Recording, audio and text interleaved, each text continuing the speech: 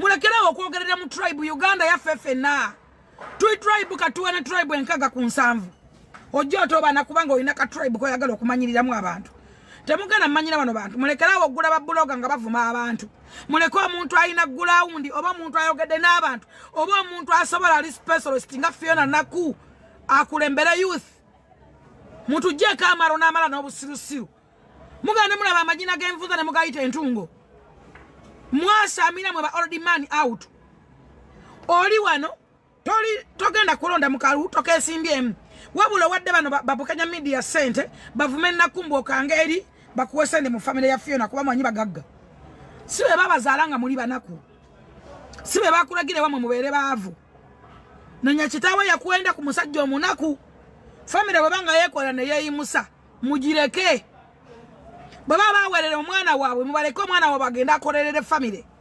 ekyokubiri family ali proud erabika anga family ya Muzayi Museveni Muzayi Museveni president wa Gwanga mukyala we minister of sports minister of education omwana ye CDF Jerusalem Musare ya second baba wakana mukola research kubanga family eri proud bine bintu balonda bironde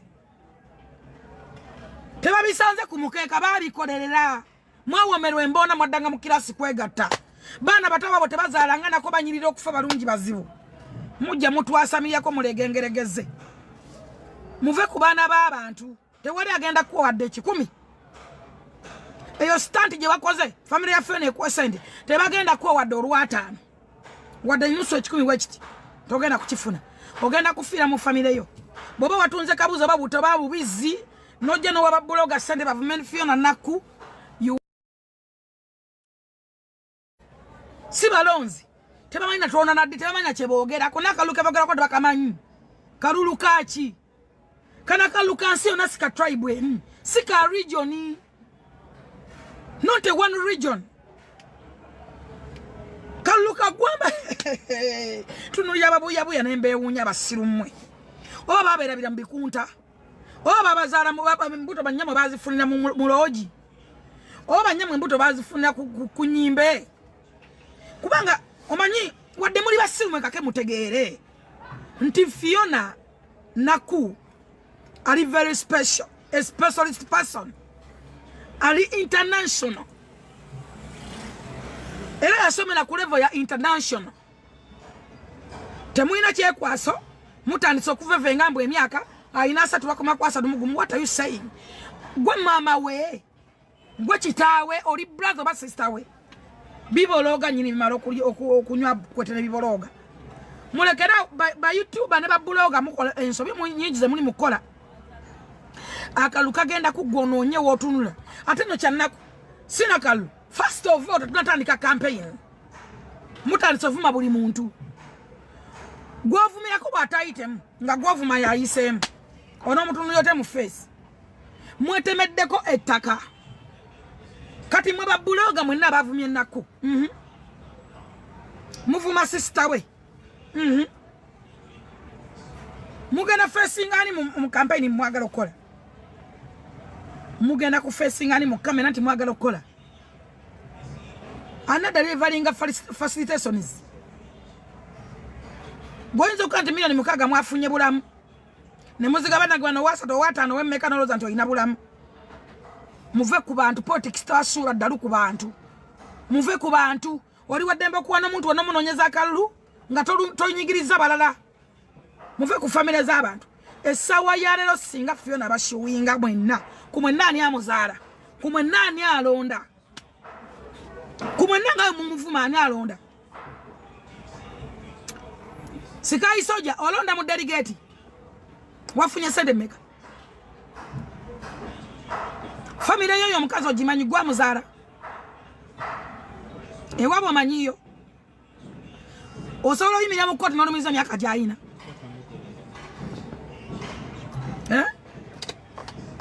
mulekerawo man akaluka genda kugwanga mwegobyeko buli muntu temukisusa nalebe juni yange ovuma namyalo tugenda kumukwata bwatuka kwa airport gwani akwata namyalo Go badde osabirize mmere mbu ngenda mulumbe ngenda kukola emikolo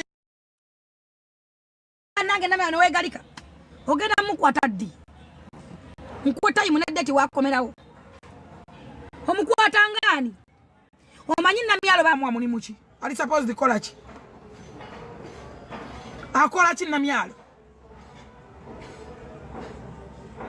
wemaze ko buli mukwano nabo vuma sendi gwe badosigaza ne bati badiro mboka bwe bati wabakute bona no bavuma toka ntoko ovuma bachi waita chera gwani tosuka wokoma mukwano toduka bakute na manege tozimbye mpana manojita manege kyonchikubulira ate njagala okugamba mu mutima mulungi nze ndeka first of all nze nakusukako ndoza wana binendo tambulira ku beiro oli ku bondi because of me the topic wana bagesa nze sigezesa nze nvaako osobola vaayo nolaga abantu navumya mulangira omanyo mulimu gwange what is my job government jo wana dakika bije no sare musare banange muzayi Museveni banange bofuna bwejiwunya ngotandika muzayi Museveni vaayo je no sare musare bano bagala kunsi bajote zawedde esawa zino babavuma mba defendinga ate goyimya na babavuma sagala yogere byotamanyi njagala okujukisa banna Uganda ku lukalu lwa Africa nensi yonna gwanga Uganda tewali muntu yali avumye bwakabaka bwa Buganda nga kitaawo batukana okukyajjajjaawo yes nze ndi musima wa Mengo nze gwamanyira ne kabaka ne katikiro tuli tuti ne katikiro wa Buganda yatosobola kumanya n'enkuleka kitaawo yavuma bwakabaka bwa Buganda ne batuka okukyajjajjaawo kyava kuki kati wefuula mulungi mbowereza Buganda ani yakomyawo bakabaka bwa Buganda ani yakomyawo ekitibwa kyabalangira oba Kaisari gwotamanyi nkunyonyereza Kaisari yesiza nchikudemu bulungi wadani masolova wano ganda wegatte waya zonse manyi ziddako kwa musana kali zayisa Windows wampewo inda gwakotegere kitaawo yavuma obwakabaka wa Buganda bade nekitaawo nga muvuma kabaka nga muvuma katikiro buli lunaku kati oyagala kwerungiya mwina gwa mutavumye Mengo kitaawo afudde avuma kabaka yamuyitako n'ekigambo kyesobola kuyisa mukamwa mwena mukimanyi ne bwabadde omulwadde nga balangira bagala kumulumba na standinga ne kabaka tawoza nti bansimira bwerere katikiro yogera lwatu nti twakola emirimu gye wakola bansima ne bampa nettu nze nkyasose ku lukalu lwa Africa lwa Uganda okufuna ettwe Mengo nafuna sente zigula motoka emirundi egi nga zimpe bakatikiro wa Buganda mu maaso tukusima byokola genda mu maaso bamekayo bali basimye ne baba nettu kabaka abadde mulwadde kitaawo n'amuvuma ekigambo kyesobola kwogera wano nga naawe olaba nga wooli n'amuvuma n'amukola bw'ati owulira bulungi nnyo kati mbu weefuula mbutegeera nnyo onoonya simpase kubanga kyakulidde lwaki oliira ku nsiko bw'oba oli wakyalo nnyo lwaki oliira ku nsiko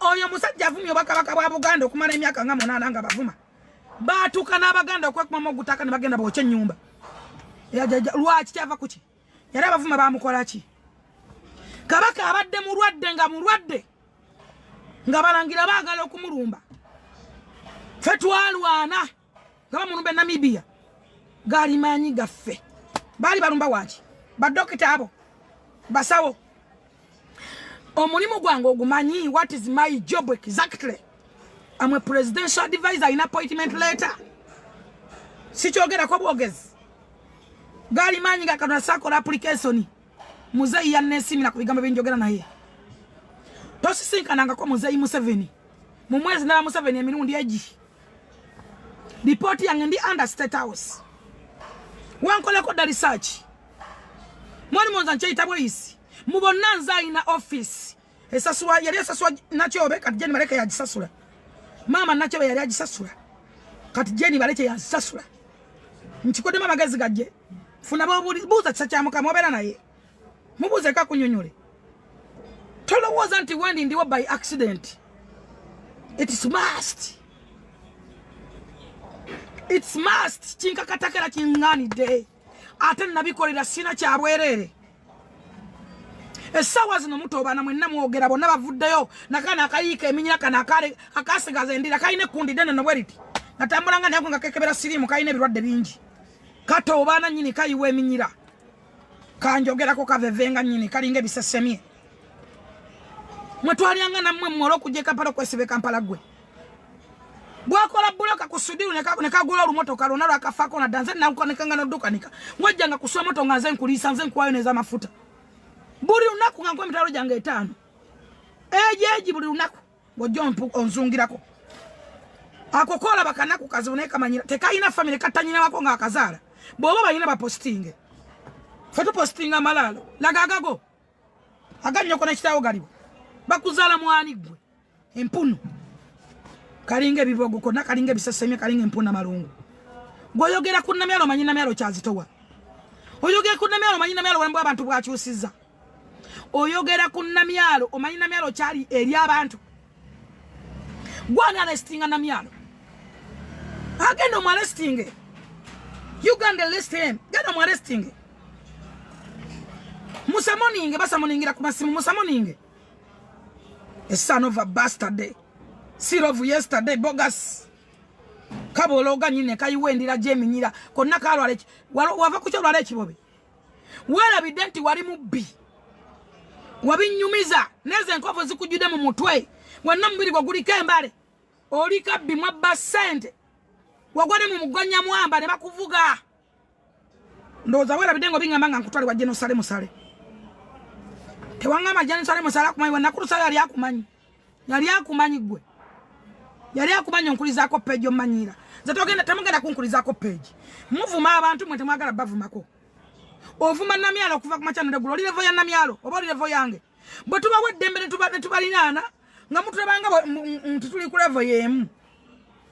Bwe tubewala nga mukundi yewulira. Tuli abawuzi ba president Museveni abasukka mbisa tomanyiko ameka. Mulekerawo okwerimba nga mwogere mwerimba ne mugana nagenze gunda ba Jerusalem wa mwabaddi. Wasale musale yagamba ati yakubuza lwaki ovuma FullFigure wali mama wo n'abagamba muddeyo mogene FullFigure ne mudda ne ngana okwogera nammwe ne mudda ne mundopa n'abagamba mulekera ovuma FullFigure muddeyo mogene FullFigure bulenda nampita ne mpaje nosale kitibwa ne ntula nammwe nawe wadda noli babantu namulabye yapada milioni 7 milioni kinana kuki Goba kuwa kinana gwe no tepa pamira. Ba omanyia chena wachitunula gwe nota sasa na kujula kubo. Ba omanyia chena wachitunula gwe nota sasa na kujula kubo. Wala amini abawana ne muyombele emyezi 10. 14 14 million. Gwe no kwata ku milioni 5. Gwe no kwata ku milioni 5 ba 3 gwe no teyochera mu nyumba gwe. Ugwe birimba waba batamanyi sente. Birimba batakwata sente fe tukute sente tumanyi sente kwa tuzekolera. Sente za mutu ngata tuzina tuzekolera. Ze nagenda ba president sagenda kufuna mulimu nagenda nevuga nga na business zange. Nagenda nevuga. President motoka njivuze mukuogera nedda mukwano. Sifunye motoka mukusabiriza.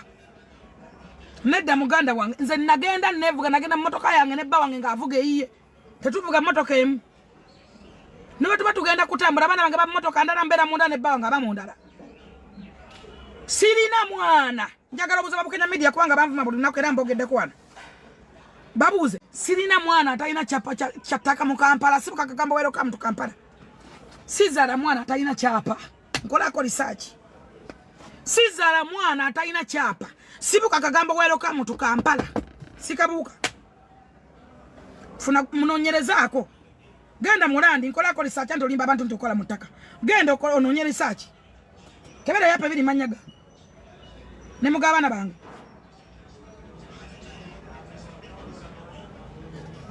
za sizala ambassador tuwezimbe tunakola encha obo tebumpunya kunyuma ze mukwane zaidi mukazi mulunyo lukwaremi laba bode yange nagambye nina ebintu 9 ebiri ku mukazi yatuukira ali perfectly. Look what I mean. Ebintu 9 omusajja byasobola okunjagalako. 1, I'm beautiful. 2, manyi Katonda. I have a God on my heart. 4, ndi mukazi ayina height. Siri lusorobyo. Ndi ntalamule. Omanyi ayita ntalamule. Ndi awo ndi wakitema siri muwanvu ndi muwanvu. 5, ndi mweru siri mwero manya katakatake kalala ali awo kalala.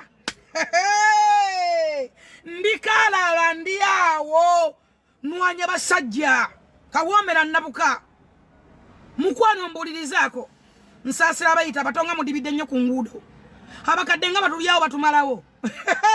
Tugenda ku mukolo gwa desire sigwa kusonda ndabe essula yogere bitakwatagana. Omukolo gwa Levikson teguyina meetings. Excuse me. Kubanga babade batungira n'engoye nga batubuza buuza oyambala size kibe befe bebaagala tebalamu ba desire tuli wano. Sigwa kusonda sigwa meeting. Todamu n'okukyogera nkulabe after 5 ngoyogera mbu no meeting zigenda maaso ezaani. Meeting zaaki. Ekyebbeyi tebakisonda desire tebamusonda. Do you know the word desire? Can you explain the word desire? You can research to that name. Hey. Ekyebbeyi kiba kyebbeyi mukazi tebamusonda. Desire siwa kusonda ali out of stock. Ata ina balamu baba ina sente. Abalungi nga ye. Twetegereze look at me. Munange muje musondera abakazi bano simanye ebikopo simanye suwani simanye ekitachyo omuko enkoko yakojja simanye akalega nakapale. Oyo mukazi watu gabane si desire ruzinda yo klasi yajivamu aina Katonda omulamu. Mama Fina, how are you doing my mother omubata? Even your mom can he watch it on Pempologome nene kana. Even your mother can do this. Katonda yampa. Nze Katonda yampa. Okumanya Katonda. Even your mom. Do you have your mother? Do you have a mother like me? Do you have your mother? Your mother abakada tugwawalu abuomi na nyimba. Tumanye bakume jiri ebugu muri ejimu ebugu mu mujiri embata. Tumanye bakwata omusajja. Yiga bakwata omusajja bobo yagala obufumbo. Wuyo. Nyabo. Yakola wiwa kukiraba katika munyige kamumpalane kamuzimba gatalenera zongati nawe weyayo. Oyo gubaita mama, a mother to me. Mama Fina omubwati. Mpempolo goma bafe. Wow, look what this. Kati mugenda kunyiga. Mugenda kunyiga bya bikolanga bya buntu butono nnyo. Buntu butono nnyo bwebuti ku mama wange. Kakati mwagambanga ababiga bali Bulaya babera luddawa abebulaya bali babisindika. Badda ko ne bakuweereza omuli 10 nga bukola coin yemu. Na kuweereza omuli na kuweereza obunyonyo nga bukola coin eji. Wewe mama wange. Oyina mama wasobola kikukolera. Oyina mama wacho batandise. Onani Labiti peace ampadda akamuli. Nze nja kubanyiza mwetuge. First of all nino mukisa gutayina buyinike. The second nina abantu kati mwende concert yange. 1 million 1 full figure. Mama Fina yakagula tabezi. Sagala yo banaku bajeni baleche bebaliyo. Bajeni baleche Bafiona nyamutolo sagala bana bawunye ensuwa bawunye nkwawa perfume bana besigala bubuno butuga banembu ngatira bumitwala biri mutwalo temujja kunyirira bantu banatasa bebaliyo temuzungirako njaga nyimbira abantu 3 fune million 3 obebi mwe bayimbirako kimu mwe bani nza mwe talented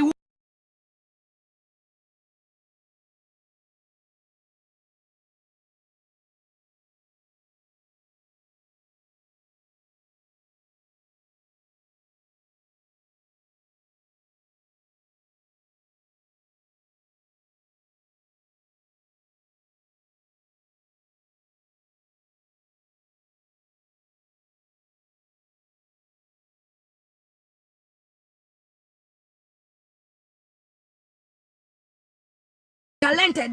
Look at me. Obonda bila kusimu no yima. Kati sasa nsula magulu. Ndaba. Laba nsingo yange. Mwabalinga mugunu mwenna mwegotta muli wamu mulinga bigenda byambizi. Mutununanga obutogo buno bubeero. Kino kinaba byekidduka bekitama kikungumuka. Kyona n'ebitundu by'ekyama byakikyama ddajjo n'ebitundu by'ekyama biringa ekikubo kyente. Mbwanjogerako nabali abadi babale mu kuzaala. Bannamwandu atete bazaala bali awo. Oli mugumba toli nnamwandu atoyesamira ku FullFigure. Ndira kamazi. Katonda manyi lwaki akola ekyo. Oli mubi n'omutima gwo mubi. Wasabiranga wabugingo watoyogera ekyakulemesaayo. Wava mu ndeba n'ogoberera mu nsumba bugingo. Lwaki toyogera ekyakulemye? Nze nagenda okwanukula ng'ovuma Suzani Makula. Sisobola kukola muntu avuma Suzani Makula nga tannakuvumako. N'omufuukira ekizibu. Kiki ekyakulemya ku Kanani? Munjigyeko ennaku yammwe n'ebisiraani. Nze nanaaba olweza mama nga ye mama Fino badde osuubira ki? Keberako butuutu mmwe. Noonya kuba wa Fiina. Noonya bizinesi z'akola. Babagamba munaabeerwa olweza muli awo mwasaamira munaabeeko. Obusiru mwayonka buyonke temwabunywa. Mwabubuuka nga ddogo. Obusiru mwabubuuka nga ddogo. Kuli kodi. Ekyo kiri kuli kodi. Kale njagala mbayigirize ensaba eri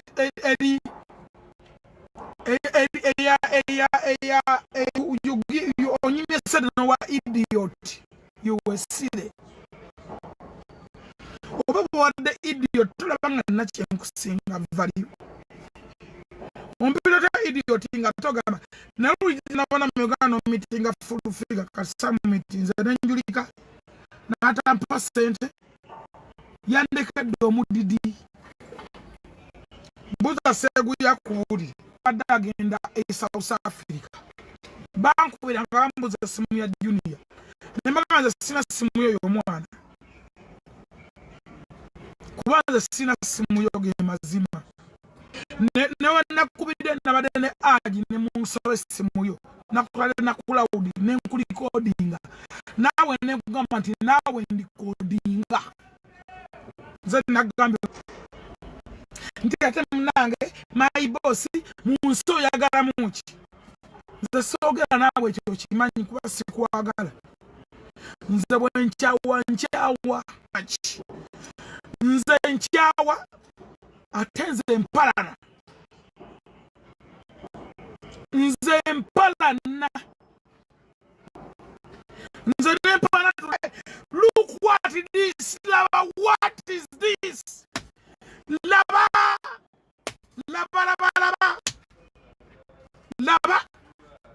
bibyo munagamba mbuneraga bibyo lava lero nomune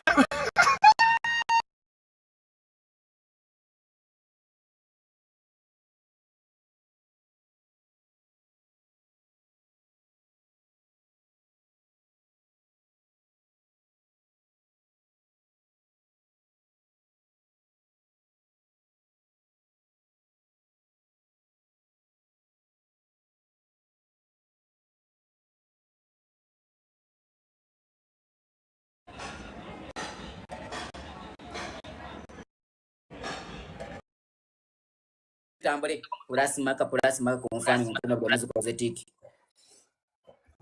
obango manje sabyo ngoli wano commenting awansi nkulabe bwango yagala chikola kati gwendo teko sende gumo kitundu ngwenga nkuwa sabyo bere subscribe live eno pulasimaka confirming atino buli omu mukuteko biralo bindekere moleta presente bezange abafonze nabara byo ready ndebe zange zimpeka abafonze nakoze kinabara byo ready tutambule yanguwa presente bya itera presente bya Robert Shua presente bya Chabi presente bya Derek presente bya Yono pulasimaka respect a thing called plasma kulinya lyomuntu kuba plasma kayikuleta plasma kajiseme ekitibwa wa plus marker ye ukuleta plus marker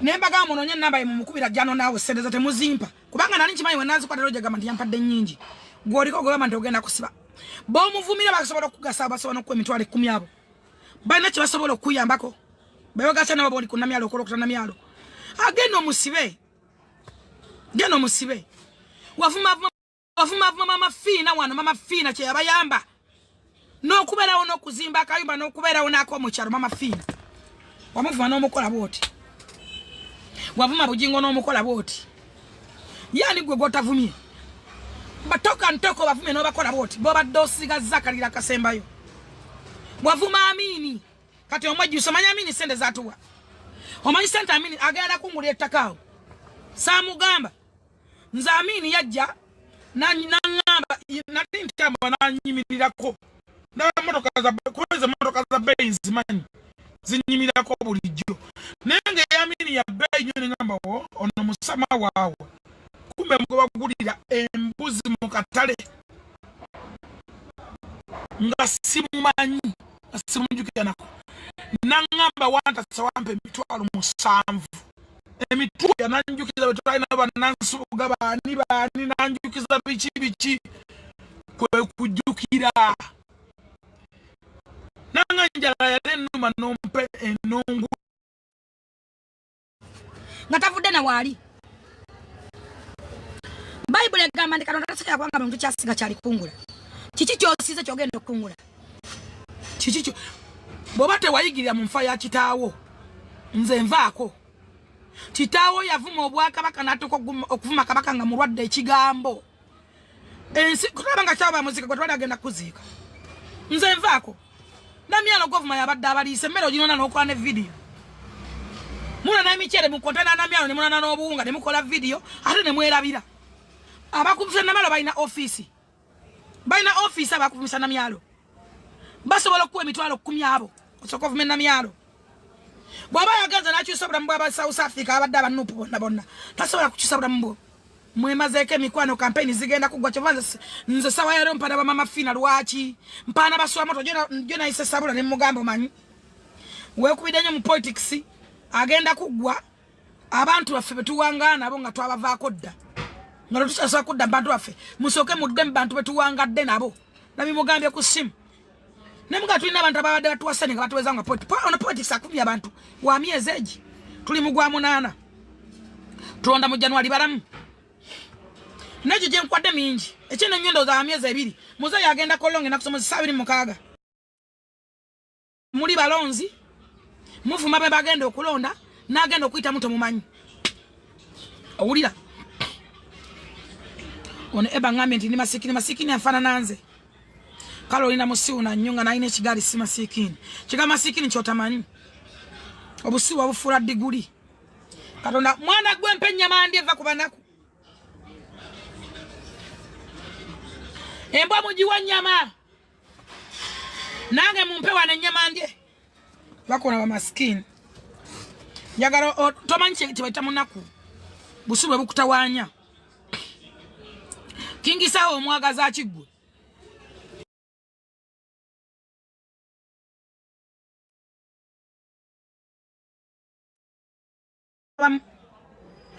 abantu amubaleke bayina mu family ze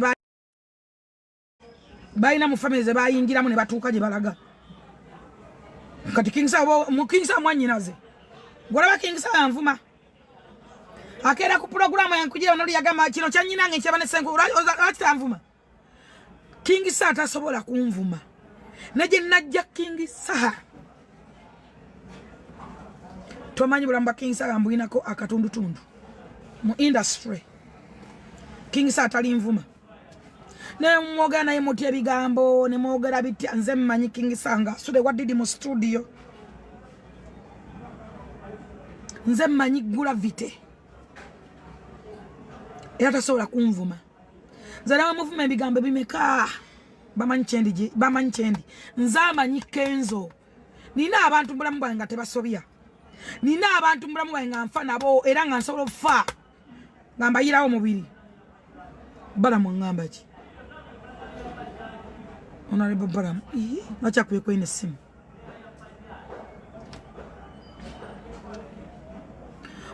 Wanyanko Balamu Wani tata anayagala okumpasa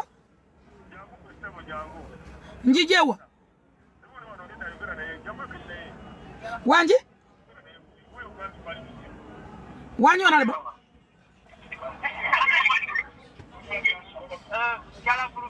Wanyi sebo kale mukama wange nawe jebale ono minister omujewa Minister dina yona yangambi bwe kwatagana nange nawe buli kimu kiba kiterete alhamdulillah oliwa abuja muntu akili kumedia center okay njijawo angambe center wana byo manyiwo bwe kwatagana naye kimu kiba kiwete mukama wange Honorable Balamu njijawo emuli tuli ku media center anti njijawo jangu kale mukama wange jangu kwa muntu kale my boss jangu kwa muntu kale mukama wange kale okay dear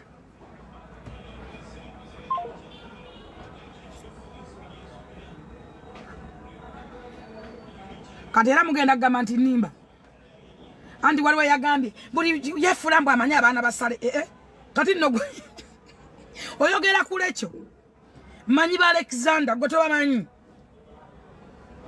ne trip yange ya Dubai Alexander yagisasula manyi Balukumani obamanyi abana ba president bazukulu ba muzayi mubamanyi bwokola ebirungi ofuna family oyagalwa kati Honorable Balamu uwe bamulagidda nkubire kati bampisa ku media center gwani ngenda yobugenzi ngenda kusayininga sente kati mugenda kunyiga era muwakani anyway ewe kyo si ekikulu ekikulu kiri bwe kiti muve ku bantu politics tabe mazamu muleke ekisooka temulonda temuli mu delegation simwe ababalese muvumya abantu mwemazeeko emikwano nze nkugamba ekigambo kimu nze nvaako nze nviiraako ddala obulamu bwonna give me a break wavuma Mary nambala ngena nenkwaba na Mary nambala wavuma Doni Chris ne bakusetinga na accident wamanya olowooza yenyama yokumatako gye bakutunga etaddugala yavaawa ozawachi yebasoka mu ddwaliro ojja nakuli obutu obutali bwate nakigamba ne maaso ga Mary nga towulira kubanga you are nothing tosobola kwegula even a one year chips olowooza a accident yavaawa wali olaga wa nagamba buuza wa Sofiravu wali olaga wa ogifune nali mu meeting nenvamu nga Doni kulisa akaba Ameri yakera kaba kumacha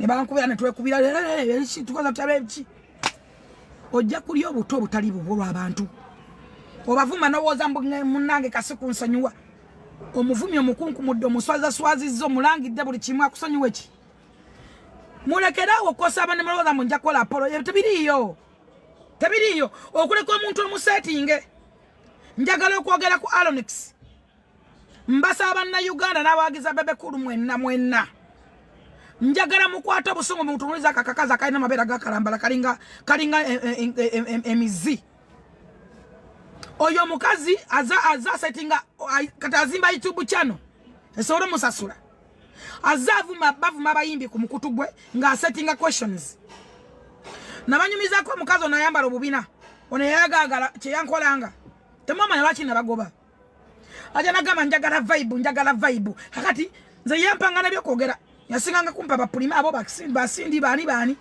nga nze ntalante ezokuguni sizibeera mwezi ekiro nze ndi muka musajja ekiro mba mpebeta mba wange tayimu yange ina weekoma obude kasabtu kasaawa emu nze nakuzwa mama wange mama Fina yambulira bakwata omusajja kyova afasade basatuno bako batweyuna mama Fina ina kanyweza omusajja kyova asajja batukola ki otayimu yange gwako sawa 12 okuva ku 12 okudagulizwa sawa za musajja wayagala okukwata kyayagala omusajja tebamugerera kyova tuwangaza abasajja nti omukusa fe tukusa abasajja tubawe ebiyungula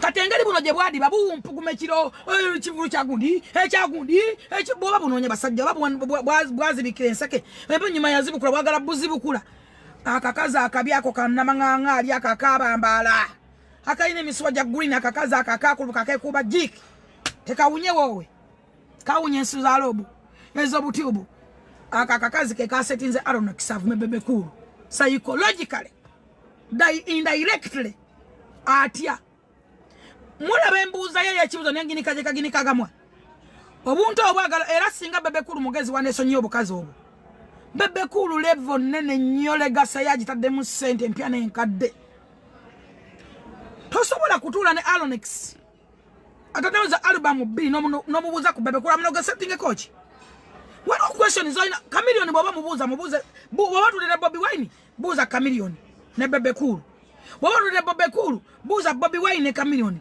boto ne Chameleon abantu abalina okwogera kuba Chameleon wano be Chelsea na Lubega bamuzayise batta bamisa kisema kula basi bachagulanyi be bantu balina okubuza ku bebe kulu bakule buzi bebe kulu abantu abalina okukubulira Chameleon bebo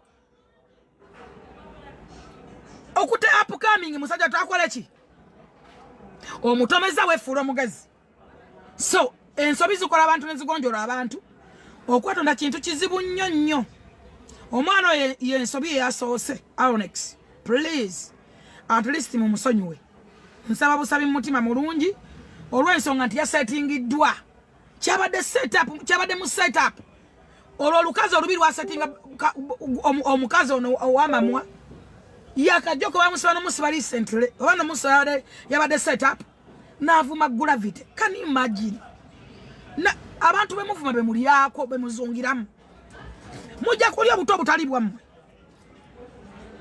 ovuma gravity noyisa mwezi 11 nyamba takwe interview kyofana nze sikyagaba interview nako wobalisa benabalisako bimala benabalabirako n'okubalabira kati nkyabalabirira bimala nabakowa obulamu bwange bonna nabetamwa sisobola bawa interview nze Jennifer sisobola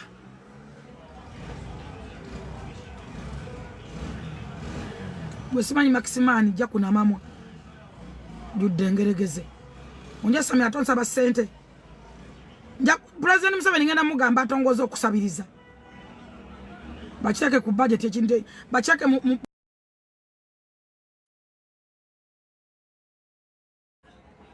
tugenda gaba speaker wa parliament bakitongoze nti okusabiriza kyekimu ku strategy ziri mu ggwanga Uganda bakitekemu siralo nali mama fina yasoko kunnyisa kunyonyi njebaza katonda ekyo oyina sobola kukikolera jansa swa bwe kimuna takama kunsa swa nan shopping era bintu ne bawange namu shoppingira kuba mumanyi n'abaana bonna n'abakozi nze bannange mama fina tayansala nze mama fina wange tasobya nina abantu abatasobya mu bulamu bwange President Museveni wange tasobya Jeno Musale wange tasobya Jeno Muhozi Kanendo gabe wange taddibwamu Speaker wa Parliament tagambwako ngamba nitamongo AAA kati mugenda kunyiga nina mama fina nantanyizibwa nantagambwako nantaddibwamu oyo wo muyingirira bwe nkuyingirira sina gwe nebuuzako talina kuŋŋanga nina Ajamis Kigundu tasobye wange taddibwamu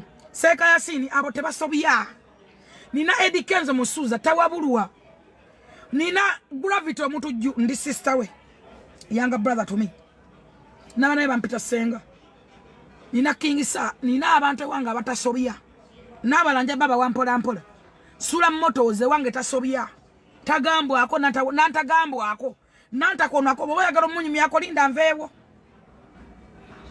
Pastor Bujingo ate otagambwako Suzani Makula Kalala omulungi wensi kawoomera nanyini musajja ewange tasobya kati mwaje mwakubira ebitundu byekyama bebalinga ebigubo byente mmwe mumanyi it's up to you mmwe mumanyi ze nina abantu abange tebagambibwako nga tebaddibwamu Chameleon asobola mugambako nga wendi mulekenze mwegambireko gwomanyire Chameleon gwana amanyira Chameleon gwana ayogera ku Chameleon ewange tasobya gwe sekurity ngenda ku blockinga agamanya gabafugo nteerawo yenkulinza kigwe mazzi gendo zika abafumbo security service group y'abazisi nonya bafudde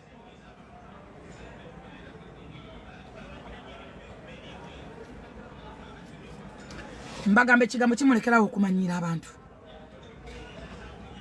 abakuvumya abantu politics agwa mu January abalayira balete tugenda kuddamu adobba kubire simba zikwate bobo akananjagala obuuza go walonda okyamukuya nakwata eyajja nakusaba kalu yadde uwo nzembe wonya mu basirusiru mu abamanyira abantu bwe twamala akalulu muze yatuyita okutusiima nganze era yansiima jenosale nampita nganze nagamba muzeyi musabe na kigambo kimu muzeyi akalulu kawedde nakange tekawedde lwaki according to situation bwe badde tulina okusigala ku ground era nebaza omukyala mama nakyobe ne jajja na Lweiso abantu abo mbebaza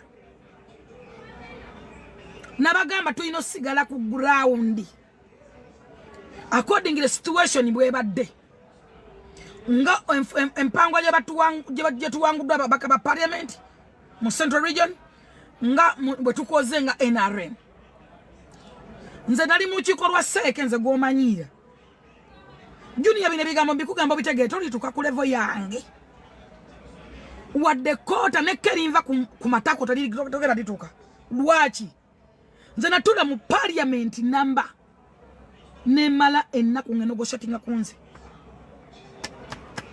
bobo wakanaza flashback mama nacho bene bamugamba nabagamba amuze yangambye FullFigure nengenda mu bitabo muri kodi ze gwanga omanye nyana ngo kubanga lyogera ko mu parliament nenga balyogera ko bulungi tula ngonjogera ko bubi elinyana nge parliament yonna ne basa mujunga na tebyalogera ko bubi nabagamba nze office ngambe ya FullFigure era nze nina office soso madamu Jenny Baleche eri facilitated by State House buza sacha mukama ajja kuyamba babudirize kabalala nga tabate wogeza tima genda obuze ajika kandi genda obuze muzayi Albert ampa sente kuba yatusaso fena atulako sente Albert anko Albert genda obuze Faluku Kirunda omugabe FullFigure bichi I'm a breast woman, I'm a breast lady, I'm a breast girl. Nina mukisa kutalina buyinike. Muzayi Museveni bwabanjogera kagama my daughter. Geno muwazi kanedu gabatamala wiki ngatatadeyo tweet yalagidde bampo mulimu munyonyi. Banonye passport kudakika ezi. Ku second says nina passport ezi. Nina ya rode ya green nina ya blue. Mama fina ya azimanyi. Era yangano zitambuli yako ziri. Nanga zigenda kubanaka emibagenda konda kwa bali bampa basirikale ngene nabo. Nangambe zo zireke zisumbuwa no mwana wange jayina ojina gwe ewa mwali yajirina nina red green ne blue ozirina mafira yangamba bigenda kutawanya nange mbina sibitambulira ko biteke eri baga tusumbuwa otuka eri bakwebani bakweba ambassador bakweba ki kubanga oli muwabuza president mubuze mama fina mukubira sima mubuze nanga tochileta zero chena lindo buningamba ntikambulireko buza lozeta ajja babulira gwojirina nze ni mwabuzi wa president mpagira president my first job or my strategy one to defend the president that is the one nzo kuyimira mu public oyite president Kaisali I never agree that I can't. I said no. A big no. I know what I'm talking. I know what I'm speaking. I can't agree with you. Or the President Kaisari is actually the president, father of the nation, lion of Africa. AKOMYEWO bakabaka ba Buganda. AKOMYEWO ekitiibwa ky'abalangira. Abasasulira buli kimu. Abalina security. Abalina facilitation. I never agree with you. Njagalo je kyogama kinavumye mulangira kirekawo. Bw'atamanyi Kaisari kamukubulire. Nebaza Katonda yantonda nga ndi mugezi. Nebaza Katonda yantonda nga ntegera sinywa mwenge, sinywa njaga. Sina kirwadde. nze sole mala emyaka 7 nga siwadde lawe bwe munda bakundwayo oluso abantu ba glucose nga nabadde adi working nkoye just nga ba boostinga nga bagamba nti just baba tebale bakinuma naye nga omubiri mukowu nze nzuka sawa 10 nengendo kola kale mimi majisoka na news dane sele zigenzeeyo kale bampisa ku media center kale bana kubagenda kunyiga hebadde call ya minister since morning. Do you have any minister kubide kusimu? Do you have any minister akubye kusimu yo omwina since morning, even a week, even a monthly? Do you have any minister akubye mulaba njogede muwulira mwana ganti yewana aine kuno babaddeko asoso kuba mutegede bulunyi naye nga najja kujjako network kwakwe kuli data sagode ku wifi. Do you have any minister, even a month, even a year, all a week yali akwadde call omwina oba gwa banoonya bampitira nsonga za gwanga nsonga za state because I'm a specialist. I'm a specialist. See, come on. Onagame temba yafunye nyama. Mwegwa budala. Mpa yawe nyama mpaka ata sakaramba ndio bane. Emba mujiwade. Nange munsenere yo ekyalo kiramba ndiye. Ndiye ko je nsobola. Omuyina kubide. Koza jikwengena gena vayo ngaronjerere. Kaisari yesiza. Bible yogera ku Kaisari. Lwaki bagamba nti bakana bebe akanombe Kaisari bebe akatonda. Yagamba honorable Kyagulanyi yanjura ababaka abavuganya government. No Kasola yanjura ba minister ba government ya Kaisari. What is that? Wasomo otegera bulungi bongo bulamu. Ngwe muvuka gwe gwagamba nti wagira government. Ayishuwa muzayi Museveni Kaisari. Obukulembeza bwa Museveni bwa Kaisari ani asanya obuganda wano bali baganda beko bana ne obote mutesa wena wanganguka yabagamba nti asanyiza obuganda badde muganda yabulide mmolukwe na yali komya obuganda libera mu western bakulembeza bameka bakomona baganda okuzoba kabaka bwa Buganda bakulembeza bameka abaganyo fuga ne ba regions abadde Museveni yakaya kulembede ne 5 regions nazi wokitibwa kyazo nze katika nkugamba ebigambo bino bitegeere Kaisari yali mukulembeze ow'amaanyi. Kaisari yategera nti Yesu talina musango kubanga Pilato yabamuwa ebbaluwa asayininge batte Yesu yagaana n'agende wa Kaisari era atwala amatwala ago Yesu mwe yali ava mwe bamukwatira bwe batunulira ne bagamba naye omusajja ono akoze eki nga talina musango ne bagamba tetula musango tisa musajja. Pilato naddayo. Pilato waddayo. Muka Kaisari alote kiroto. Era nakitegera nti Yesu talina musango. Oyo siza gwoyogerako. Kati nsomesa mwe basirusiru. Mwekake mutegeere. Gwe rumala ogamba mbu English mbuyuzi English gendo fuwe nyoko ruwa mutako. Linge bisesemi. Kaisari yamanya nti Yesu simuzi wa misango era talina kibi kyonna. Kaisari wategeera. Pilato naddayo ewa Kaisari namugamba musajja ono nga talina musango n'agamba tumulinze olunaku lw'okuyitako buli kunaku lw'okuyitako battanga omuntu omwomu mu bakozi b'ebikolobero era Kaisari yakwata omusajja bamuyitanga balaba yali mutemu mukwasi w'abakazi omubbi omutugumuzi bamuyitanga balaba n'amuteekawo ne Yesu n'abagamba nti kubalaba omukwasi w'abakazi omutemu omubbi omutugumbuzi nono Yesu azukiza abantu ani gwe tuba tutta ne gwe tuba tulekawo abantu bakuba olwe ne bagamba batta Yesu batulekerewo balaba mumanyi lwaki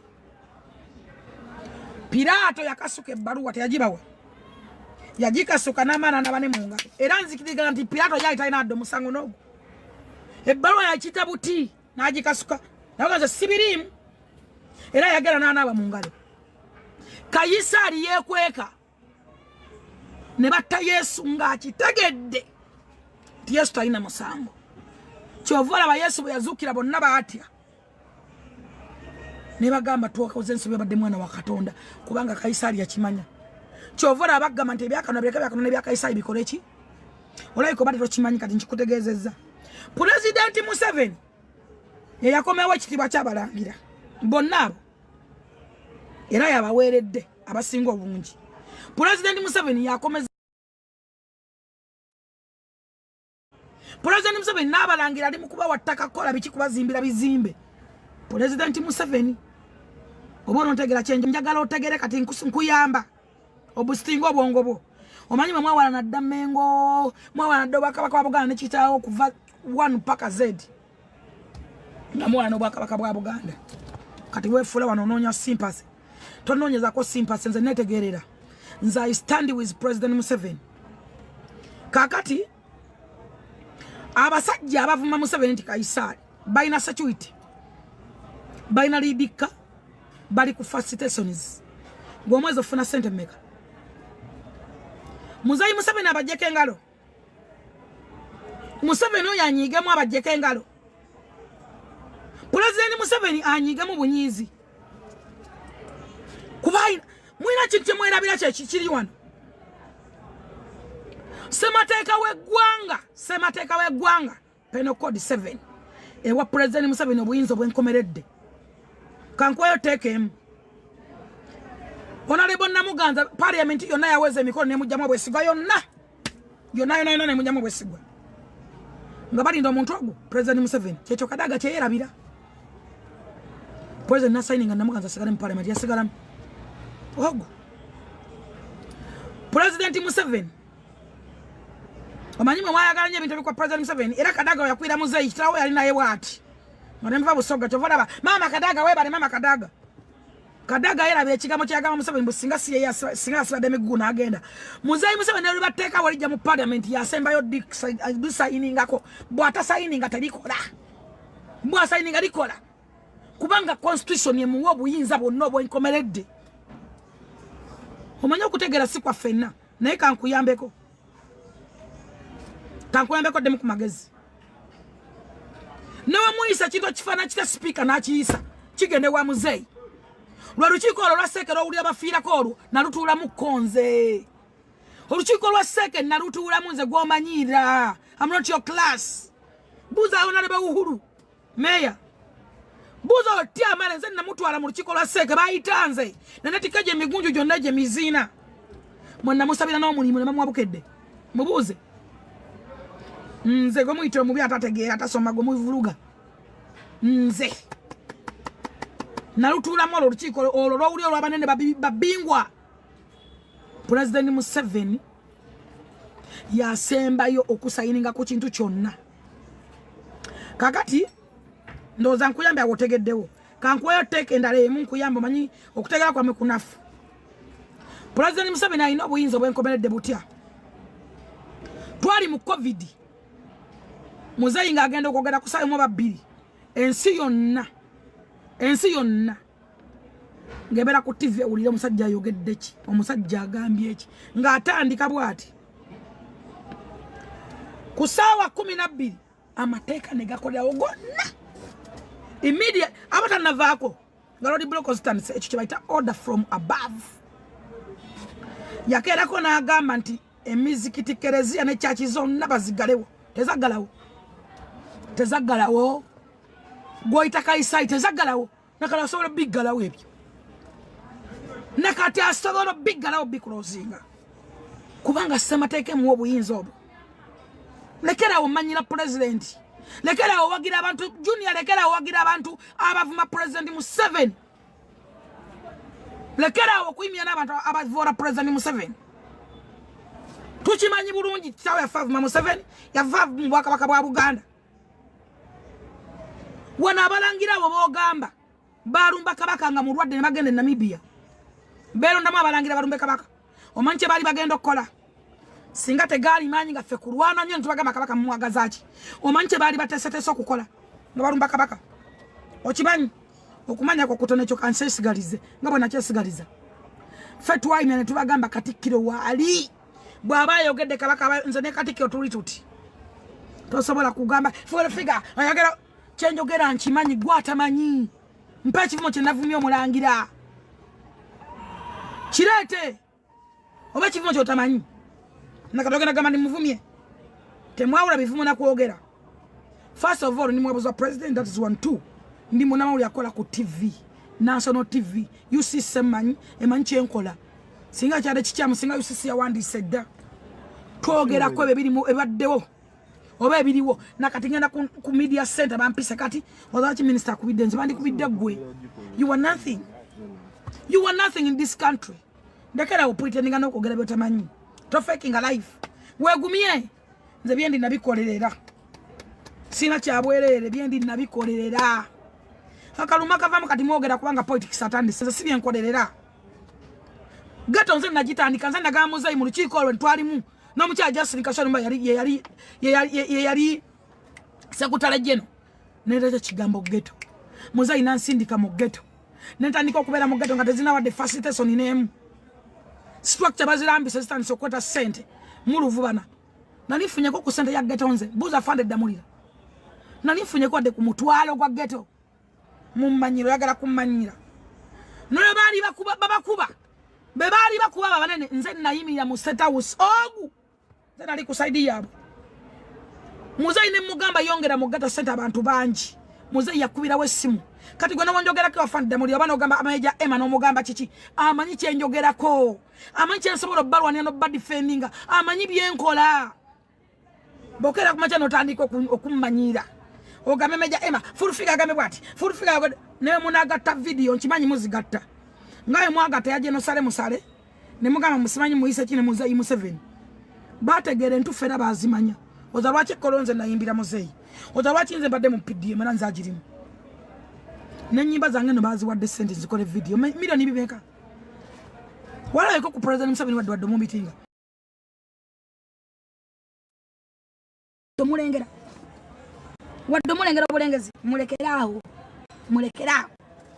mvirako ddala nvaako namyalo muveko takolera gwe namyalo goyogerako neba mugoba kati kankubulira ekirala namyalo okujjaawo aina government javamu nga mwana nnyo government namba president gwe yawandikira namuga kangende bannetage waffe nga muzayi amwetaga specialist aja tuguze namyalo tasose gole no government eri mu buyinza aina government javamu listen tebade bamutwala bwate wabiwulira ko kati kakambiga ko betasoba byoga namyalo listen waliwo government badde mu kansa nga sente zemu wabadde agenda uzi anamyalo gwe nkugamba kati gwe walowooza ne wuza bagenda muga mu office bayo office ajja kujiddamu mbobula mbwa wuza bukobawo obos yakajibera mu myaka emeka ine myaka emeka namyalo mukubye namyalo ne mugula obusajja bwatamanyi mbuye bwe bumuzala bukitawe buli omu nayogera mbu namyalo namwebakako mbuyebakako gundi mbusibanya abakozi bayobekako waliwo abantu ng'oluusi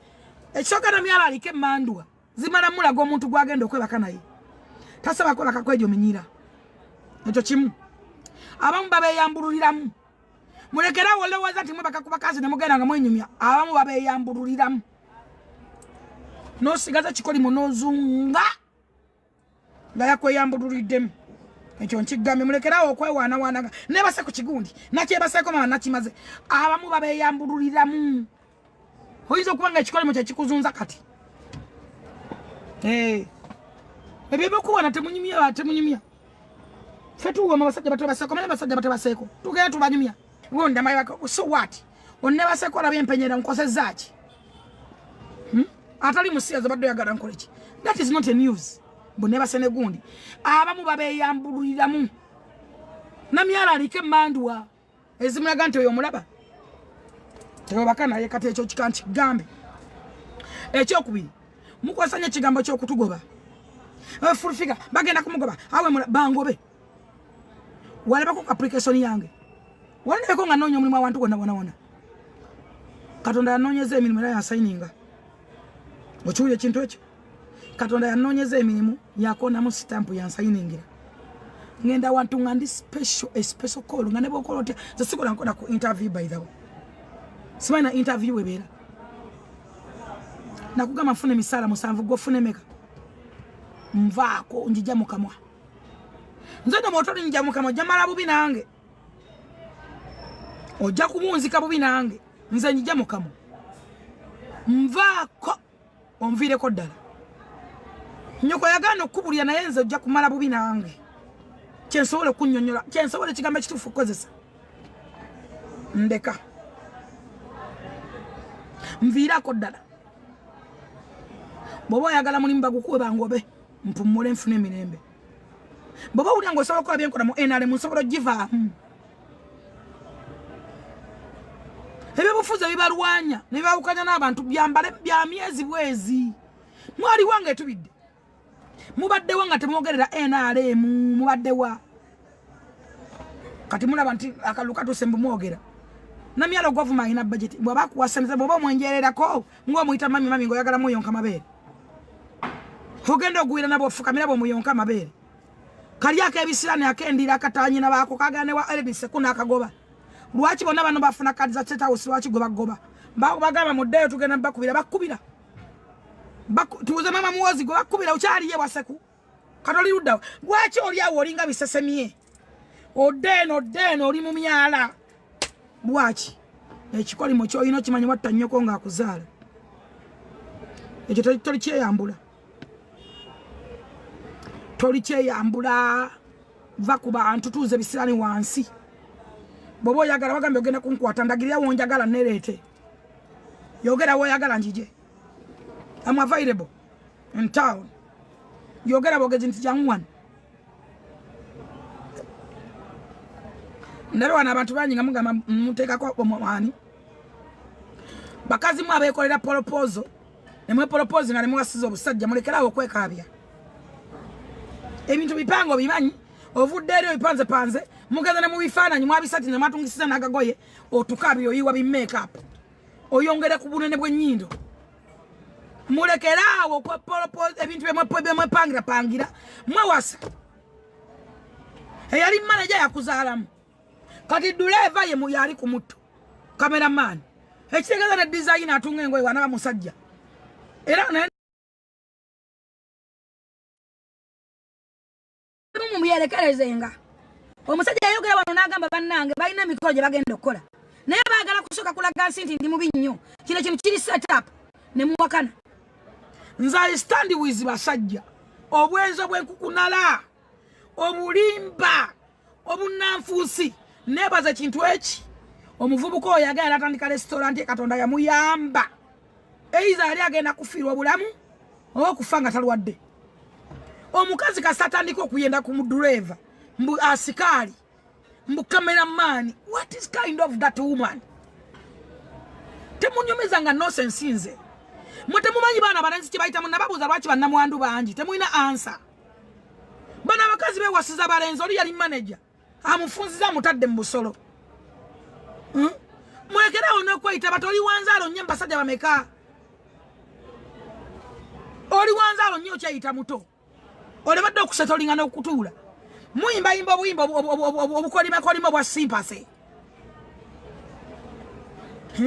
Musatiza n'ebifaananyi bu surprise bannange kuma mama ya surprise.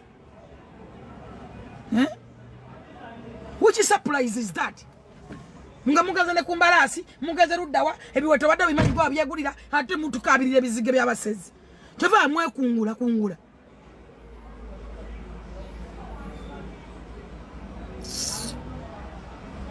Mulekerawo okwekungula twakowako waddaffe twakowokwogerako yo nonsense. Tulina byokwogerako mu ezo ntalo za busolo. Mubere mu ntalo za mweze bitundu by'ekyama. Biringa ebikuba byente. Osobola mu bw'omwana muto omunondere future omutimbye bulwamu omutimba nga bannangenze ngenda kufanze era bwe ndifa muntekanga ku malaalo gange erinnya wakati wafudde tutekeko erinnya bannangenze bwenfanga lave nenzita nkwatako mukazi gwe nakko walakamuda comedy nakko wa TikTok oyitiriza ekintu okiyitiriza kale kyade kikukabyange ebintu gwa byekoledde wabepangidde weerese wewasiriza cameraman okiki okaye bi make up bikulukuse ku kisati ky'omusajja weekaabya lwaki weekuwa ebisiraani onokoma ddi okyayita muto oyina abaana bana mu basajja bameka ovute ku musajja oyo own man a first man asosa kuzaalamu abaana n'ogenda ku musajja w'abakazi Wa master boy, thank you so much. Ola so musajja uwo fasting man. Kuba musajja gwa muyigiza sex. Gwa muyigiza okuzaala abana balina bonna babo. Ogenze ku ntalo z'abasajja omusajja alina abakazi n'alabedde obukolwawo buki bajeyo obwana bajeyo buki ojja kukiwulira. Akwagalwa kwa sele bate baselebu mwandi badde muyiga. Baselebu mulekerawo okwebambira abasajja abangi. Mulekerawo ogenda kukiwulira bagambe akwagala. Akwagala mwezo ze muyimbira za analisa abana be kubanga bavuka baganyokola. Si bakozi. Abavuka okumanya muri babi nnyo. Bina biwuliranga n'amatovu yabiyimba musimanyi besifula ndiwo yogola basimanyi biki. Ngampulira biwulire. Ufuna te confidence ayimya ne mukazi wa munno gwomanyi. Bewa kubanga bifaananyi. Bannange tudde mu reality. Ojja wa confidence n'amaanyi ago gonna. Ekitegeeza kino kintu mwakikolanga dda. Omusajja agenda okudduka nga agenda kufa. Omusajja teyakulekaawo bulesi. Yataasa bulamu. Mwana n'olukolo mutta. Abasajja tewali muntu aboogera bigambo bino abasajja bali mu kufa. Bannamwandu bangi abasajja batta abakazi batta abasajja. Leni Eza, thank you so much. Abasajja battira abakazi batta abasajja. Bannamwandu kyovula abangi. Hakutera amazzi mu kirame nayiwa sabbuuni ono gwetukutisa egundi. Ebyo aji byanebe mulowooza abasajja bafaaki. Abakazi battira ddala abasajja. Luba buwomene ku bwasikali simanyi driver mbona aleta byonyanja waka ate gwe tutumuwe ekigaali. Tosobola kuŋŋamba mbulavu yatandikira awo ng'oli agenze mbune mutuuka n'okukola emikolo. Bigamba basirusiru. Mwali mweyendako dda wayendanga ku bbaawo ng'omulina. Omusajja atalina mukazi, omusajja atagumiikiza agenda mu mmere. Awo omuvubuka mulungi. Wamwade na go ahead. Agenda funa abakazi muvubuka mukozi ali adi working. Vako natanyumira ngoyo bana muki alinga mudinka. Oda muvubuka mulungi anyumira ngo ate no mali mufana gado bana nyindo. Hono ngo mufinde muna mwefanana. Ekyunje kuwa abana abalungi. Yakuzalamu abana balungi kikebalize Katonda. Yakuwa amaziga abana amalungi. Katonda lekera obuusa abana ba munazala aba bakuzalemu. Hono nga kubana kuliko uwe. Bannanga abana bukola ekirungi ozadde abana abalenzi. Buli kyokola omwana wa munno omulenzi bagenda kikola omwana wo. Abakazi bagenda kumujoga bato bagenda kuwasanga bamugoba. Muwasa abana b'abantu nga mukimanyi muyina abana abalenzi. Mujoga abasajja nga mukimanyi nti muzadde abaana. Abaana mwe balina ebintu byabasasulira nga mwabikola. Ndayira Katonda ali muggulu. Saagala kumalyako budde kubanga wantama. Nze nakowa abakazi saagala bakazi. Muri batemu. Appetite mwajijewa mangu mutekene emikolo muri central awo bichi temunaweza na mwaka. Oba guweze obata gunawera. Na hibwenzibwa nabakikitegeeza mu eri ali adda ng'oli ali wali ali amakombo. Atakula mabuwa. Mbukame na mani driver chavala nze tonyumiza mizine ejo. Siba najo. Mbu driver nevuga.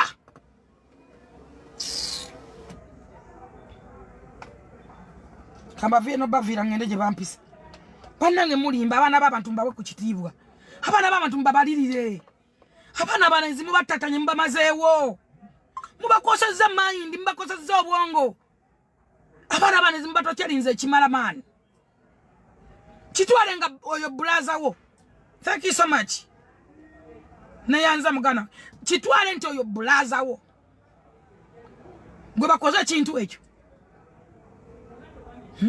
Chitalenti mwana wa mama oga akoze ki mwana woza abana babalenzi bemukola ebintu tebalina baganda baba tebalina banyaba tebalina ba sisters tebalina ba brothers osanga omuntu ngabona alina obufumbo bakabiramu amaziga nga kimugwanidde nenjugenda akasajja ke wasokozala mu mwana bekayogera ate newunya takumanya kulabira mu distance kubanze nkumanyi ate kumanya agenda buze manenjero jagwabo gola embogo hojogo kufofuga naye bwo busente no baserevu bujja kugwawo.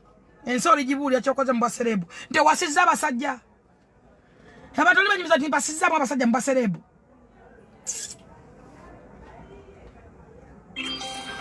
Sigwe mumpiza nako wana bakaza bampi.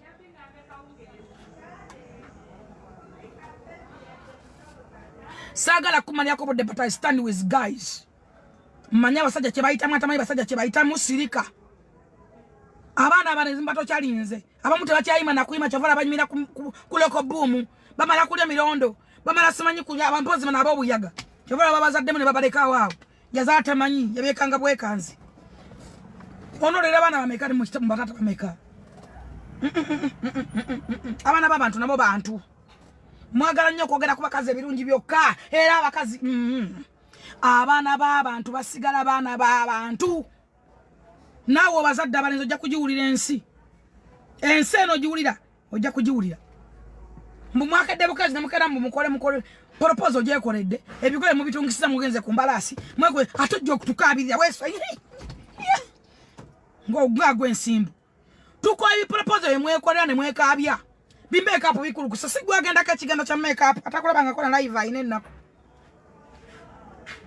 abasajja muboola abakazi abampi nze nkibagambe kuliko gwa gusajja kugenda ne gwogera bagwitaani nali sigwagala gutera okugamba nti omukazi simanyi yazaalako simanyi biki baba bagwita batya nali ndowooza okusajja gusirusiru naye mwandivudde ku bakazi abazadde baana bana ng'okyayita muto okyawumpukuma okyawasa mb'oli serebu ensi ekoma ne baserebu bukoma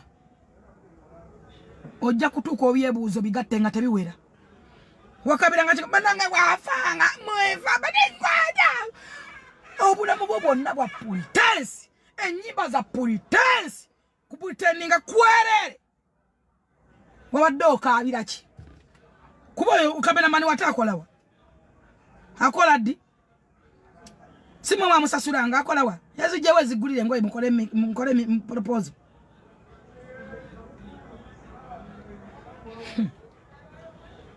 nze muntu kwano nze mundaba wano amazima gali nfule weddemba abakazi mwendedde mu maka g'abasajja muzadde era nze kati kambabuulire singa ekintu kya ddeni ekyagenda mu maaso mwandirabe abasajja bajja kalina obwana nga babukuba wansi ne babutta mwandirabe abantu abetematema bajjajja baffe ekintu ekyo kyaliwo edda battanga emikago nolaba abaana nga bakulidde mwana nakulira wakane nga bo teboogedde kubanga balinanga emizi naye abakazi bendera ddala ojja wamanya agenda ku duleeva kati kigenze muliko dinti oli yali manaja n'omwendako n'omugamba nzinze nkola ebyekifakkini nakkola n'omuwasa kuba gwe abawasa emyaka gy'okwewasa tolebanga mito nnyo olwoffe olwoffe abali eno okutta onoono omukutte kabe namani kati omuwasizza naye omugambe kadi nawe kankuwase kati designer we yaddako siwe kiri oba writer yaddako kati doza babeere ku seti waliwo addaka oba writer oba mulekerawo okujoga abaana b'abantu ab'obulenzi mubamazeemu amaanyi agayima mubamazeeko laavu natuka nga takyalina mukazi gwayagala mu nsi neyejjusa olunaku lwe yakwebakako neyejjusa muleke baana bantu kubayitira kwejjusa nga bakyali bato tunuli omuvuka gw'ovuluga tunuli omuvuka atawasangako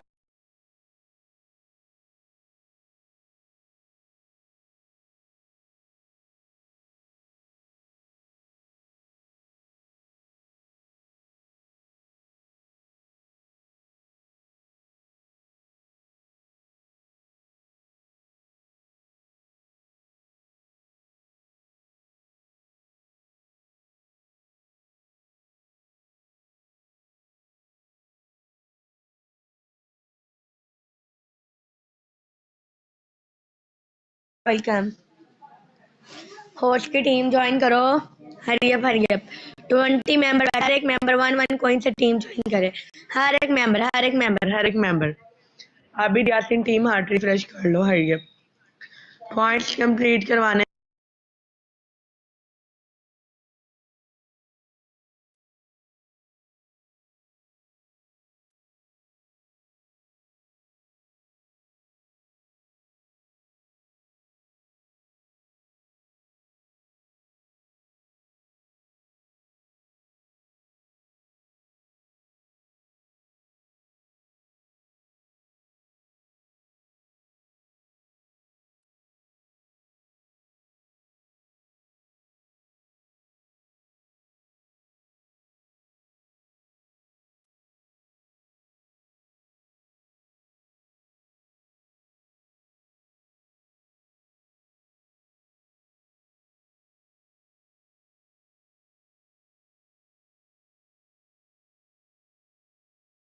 mulya.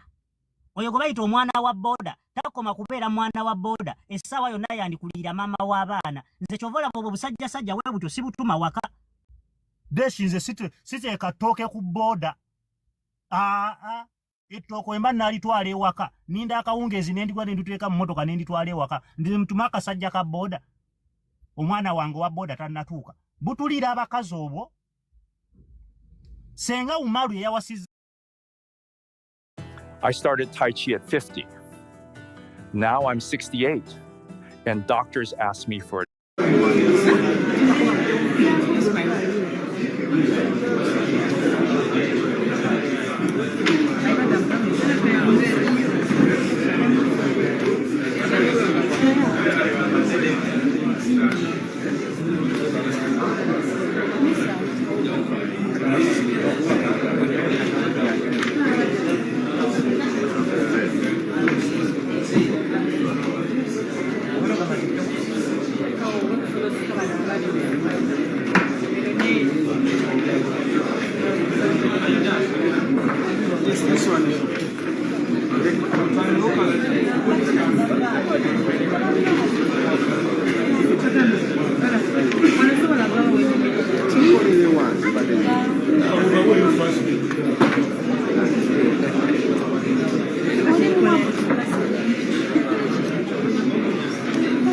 Yamarafe omulungi tuweebaza kituufu buli kimu kitambula bulungi. Dr. KIIZA BESIGYE ali twali wansi awo naye nga tumulinda ssaawa yonna kubanga oba oli awo ayingira obanga ajja kubanga azifuna obanga asaba bbeeyi.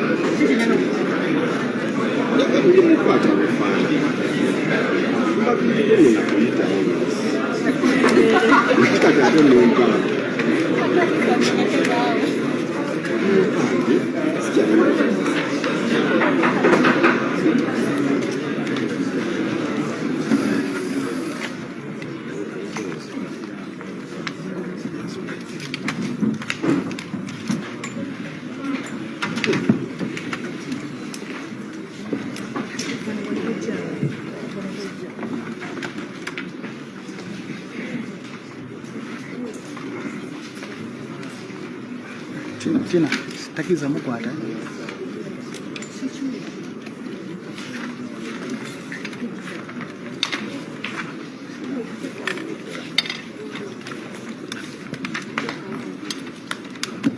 Good morning. Morning. How are you? How are you?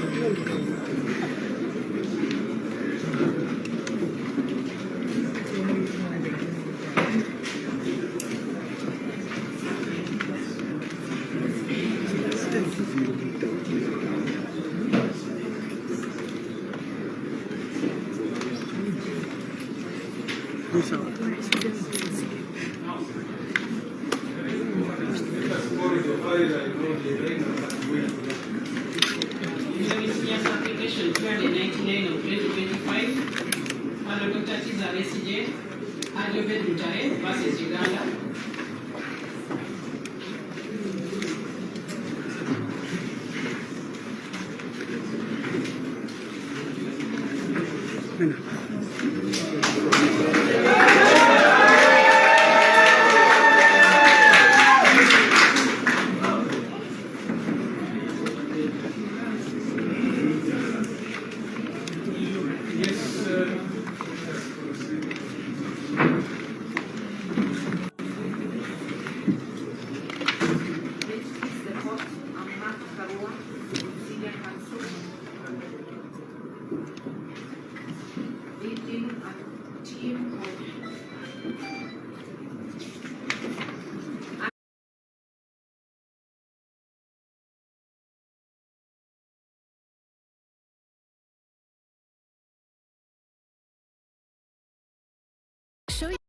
confidence with skin that looks this good. New Nivea Nourishing Cocoa, now with Hyaluron.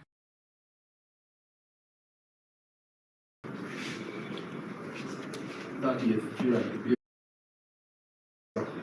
Like Justice Flavia, 30th July 2025.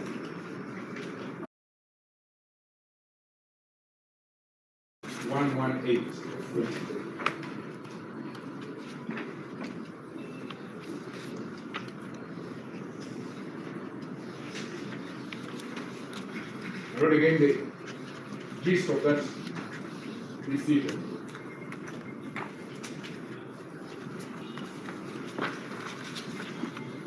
Is the argument that the date for counting the remand will commence when the accused persons were charged in account in February 2025.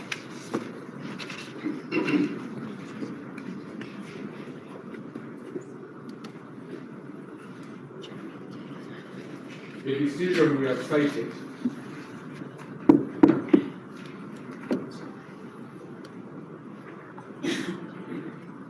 which was determined by the High Court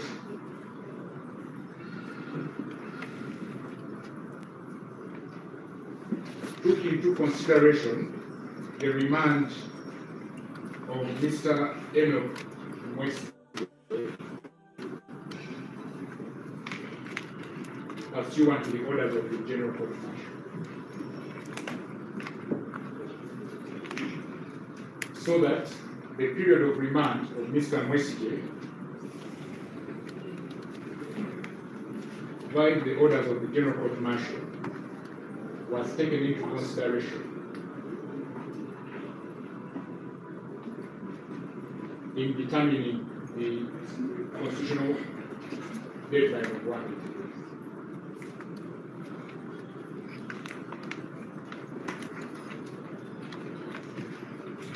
And in the KIIZA case, the learned brother, the Honorable Mr. Justice Michael Eru,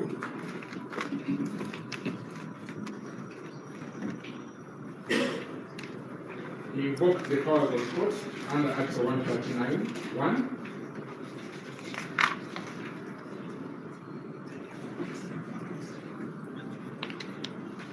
and Section 17 of the Judicature Act.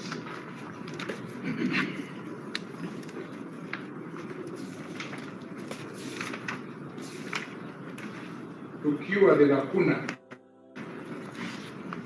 which would otherwise have been unjust to the applicant.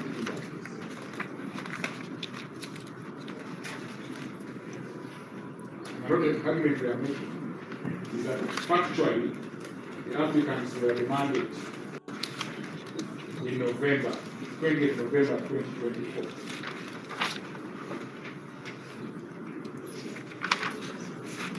But the charges now before court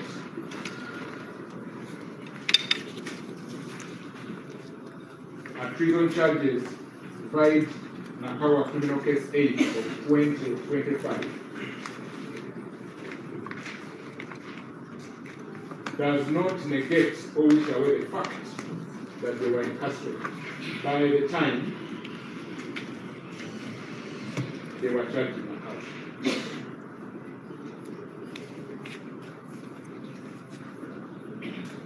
So those days when they were in custody, my lord, between the 20th of November 2024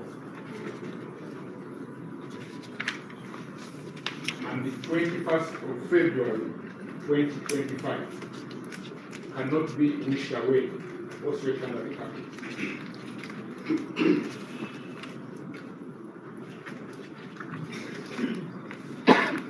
And that is the reason, my lord, why the Honorable Mr. Justice Mwata and the Honorable Mr. Michael Eru, your learned brothers, invoked the power of court to cure that lacuna. And in reasoning, they were fortified in the view that there should be no uncertainty in applying the law, and that the law should be predictable to inspire confidence. Because when there is any uncertainty, the injustice caused may result in suppression. My Lord, we contend that with using that authority, the time within which to count the 180 days, as the decision of violence starts at the beginning, which is the 20th of November, when the close.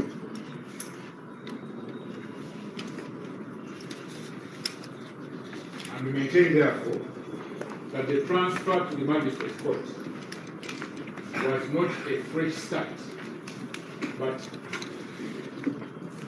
a phase in the same process, which touches on the liberty of their applicants under remand.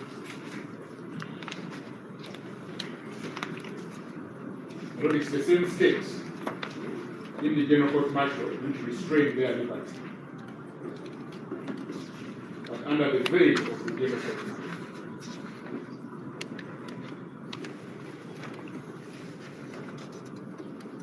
It only changed shape and perhaps color when it went to the Nakawa, but it's the same entity, the state.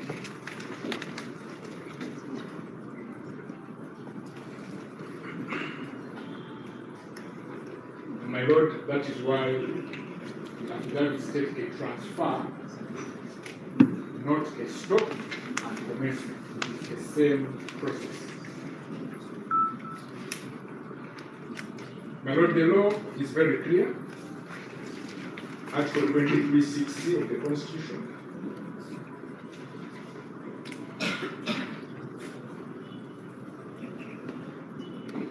That where a person is arrested in a criminal offense, tried only by the High Court,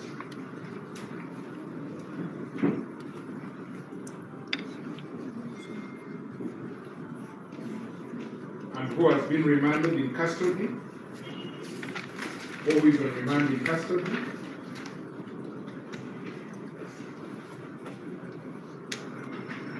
for 180 days,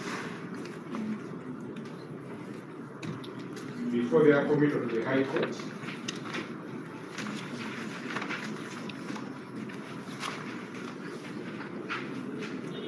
my Lord, just for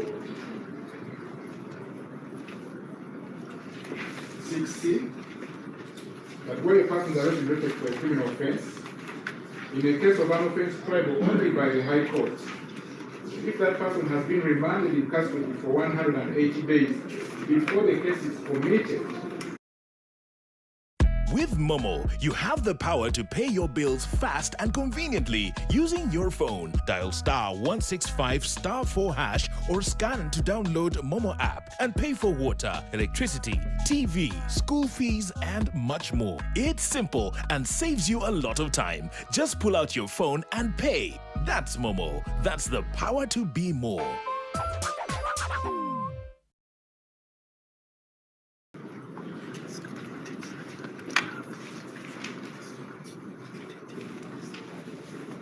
And unlike what is stated in the affidavit in the High Court for trial on the 29th of May 2025, and not the 26th of May 2025. But even though it was the 26th, which it is not, it was still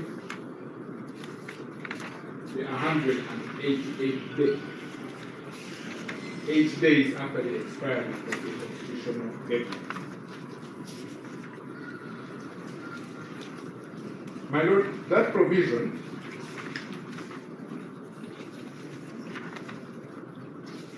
is re-echoed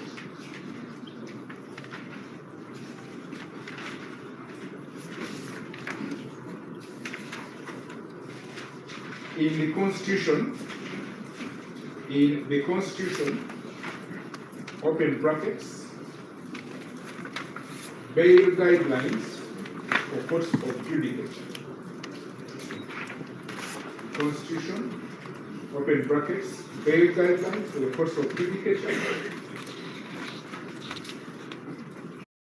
With Momo, you have the power to pay your bills fast and conveniently using your phone. Dial *165*4# or scan to download Momo app and pay for water, electricity, TV, school fees, and much more. It's simple and saves you a lot of time. Just pull out your phone and pay. That's Momo. That's the power to be more.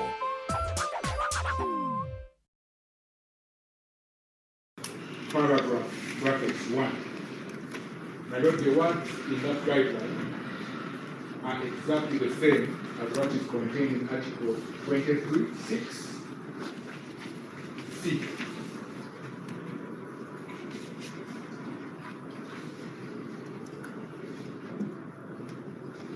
My lord, the command of that article, as well as the bail guidelines, is that once it is established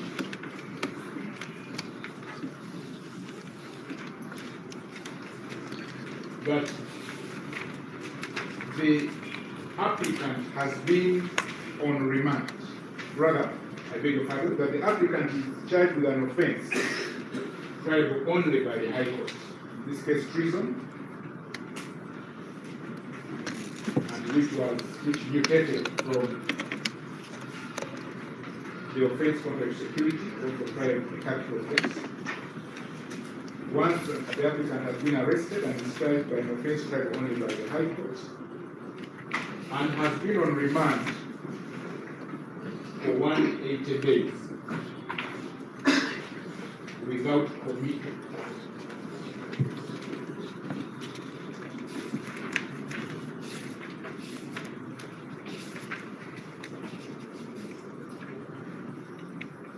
that person shall be released on bail. Such conditions as the court considers. My lord, the operative word is shall,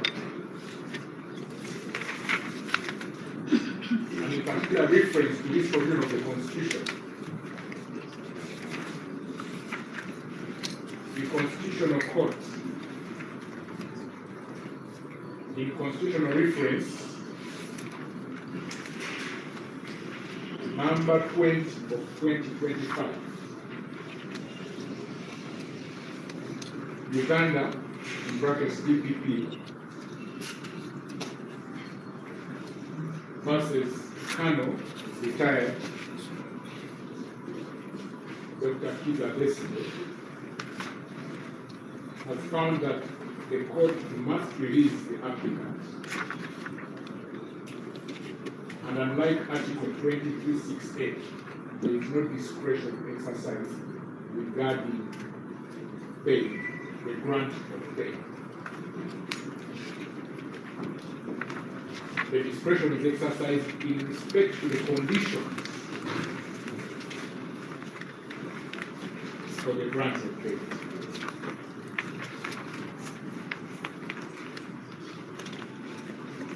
My lord, we have cited constitutional reference 20 of 2005, the one I've alluded to. My lord, that position was reaffirmed by the Constitutional Court in Constitutional Petition number 20 of 2006.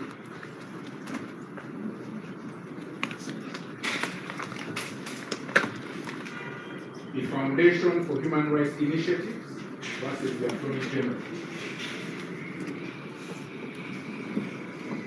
The full panel of the Constitutional Court agreed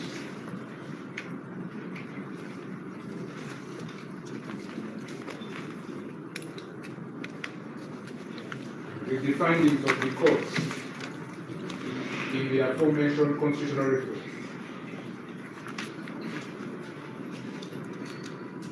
And my lord, at page 22,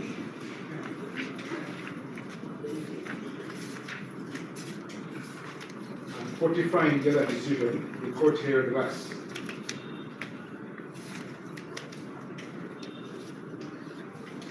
Lord, it held that, if I may read, As regards Article 26, I beg your pardon, 2363, sorry, 2363C,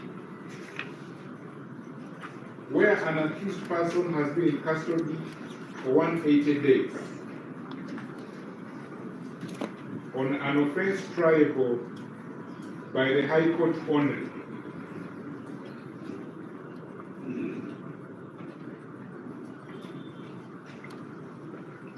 and has not been committed to the High Court for trial,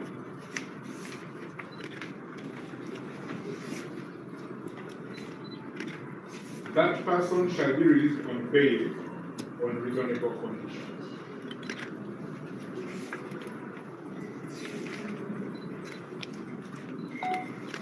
The court found, like in Article 23(6)(b), like in Article 23(6)(b), the court has no discretion to refuse to grant bail to such person.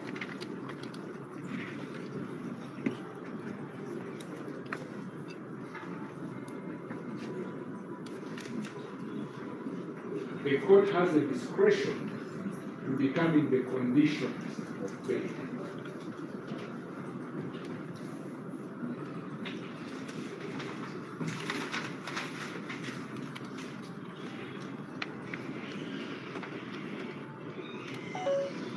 The Constitutional Court in that decision found that the matter regarding mandatory bail was settled, and there was no reason whatsoever to interfere with that finding, which has been reached.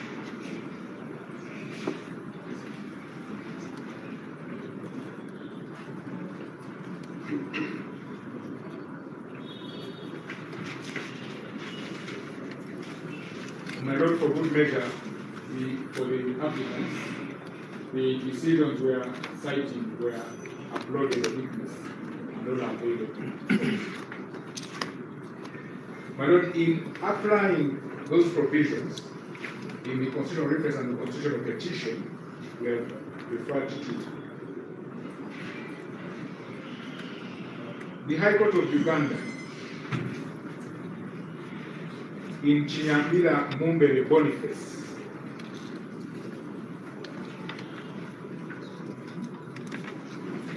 versus Uganda.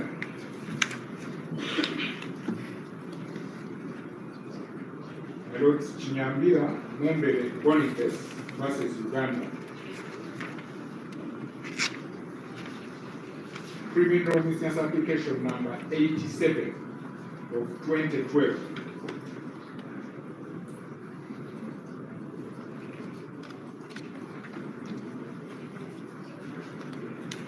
Your learned brother, as he was there, the Honorable Mr. Justice Lamek,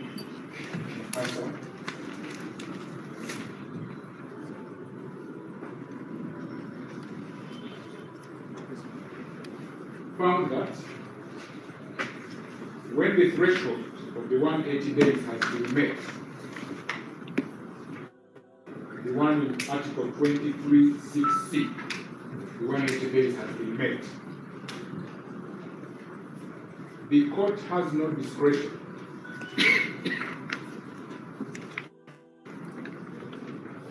but rather has an obligation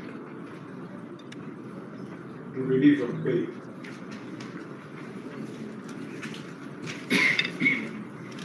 Its discretion only lies in determining the conditions of the release.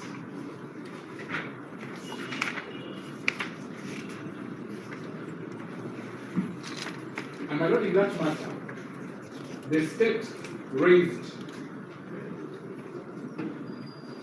the point that at the time that application was had for mandatory bail, there had been a commitment.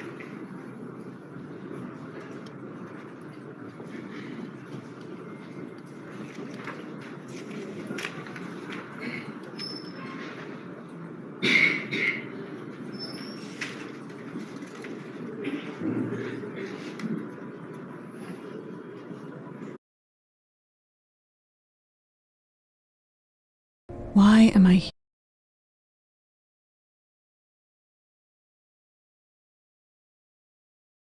It's like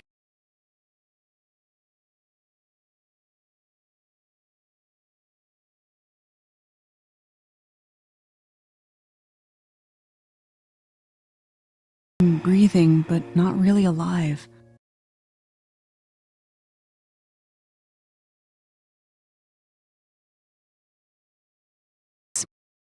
Smell hides the emptiness inside. I sit in a crowded room, but still feel invisible. Something was missing. A long time. I didn't know what. I thought I needed more success, more friends, a better version of me. What I discovered was that I needed Jesus, God's Son who gave everything to be close to you and me. He took the weight of all my wrongs and died in my place. Then he rose again, defeating death, offering eternal life to end. With Jesus, I found what I was searching for: belonging, purpose, a reason to keep going. When you ask for his forgiveness and believe he died for you, Jesus meets you with love and begins to lead you into a life full of meaning. Do you want to explore how Jesus can meet you in your emptiness and give you a lasting purpose? Connect with an online volunteer today.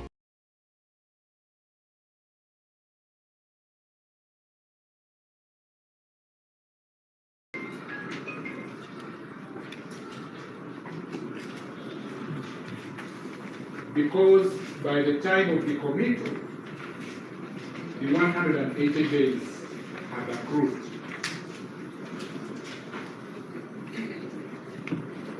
So the constitutional deadline of 180 days had already materialized.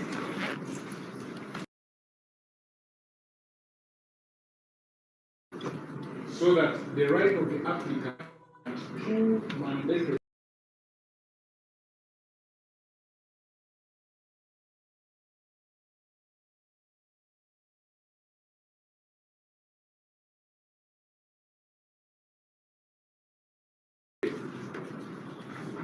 had already arisen.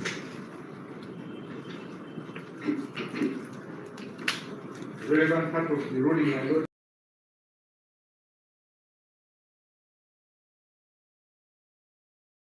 that in the Eastern case, the applicant was charged on the 27th of June when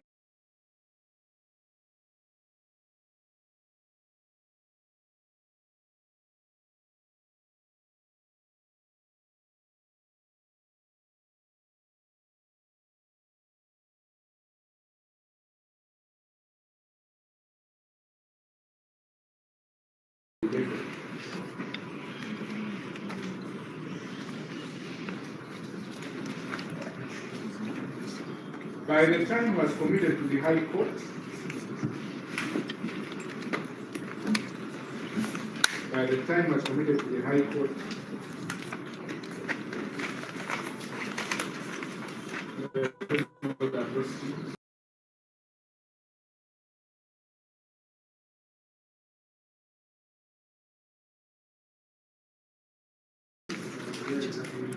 yes, say that yes. So my lord, the court said that by the time I was committed to the High Court, the applicant had been on remand for more than 180 days. He was therefore already entitled, the only restriction being on such conditions as the court considered reasonable. And the court found that even in those circumstances, because of the mandatory right to pay, the exceptional circumstances for grant of bail is not allowed. We contend that even in this case, once the 180 days are approved, it's not okay to restate to the most required court to ask for exceptional circumstances.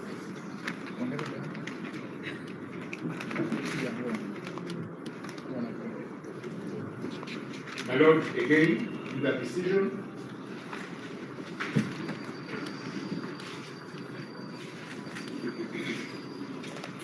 the learned brother, as his name was, the Honorable Mr. Justice Cavallo, in the case of Joseph Luce versus Uganda, 1997, Volume 3. Kampala Law Reports at page 58.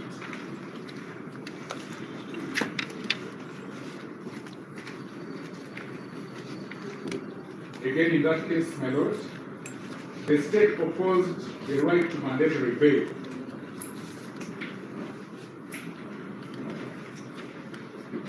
By arguing that the applicant had subsequently been committed for crime and therefore it could not be released on bail.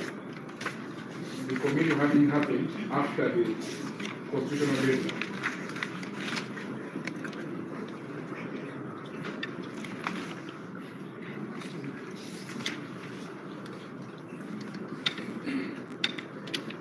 My lord, the court found that even though there had been a committal,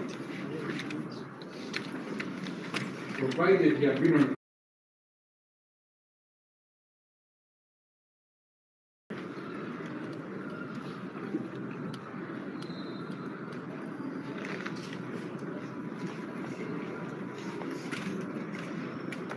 and my lord, to settle the argument that there has been a subsequent committal, the Honorable Justice Becky stated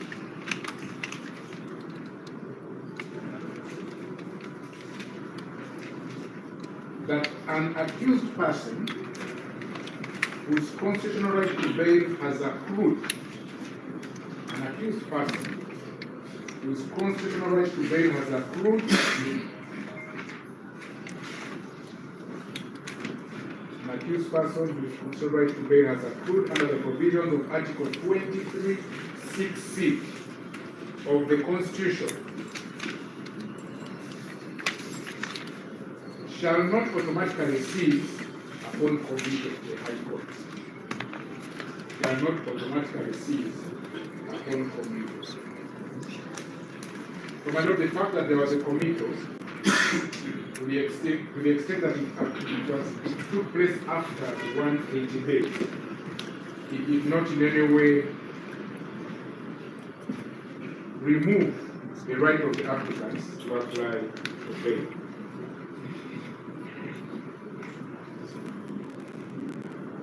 But that position has been corrected in the more recent decision.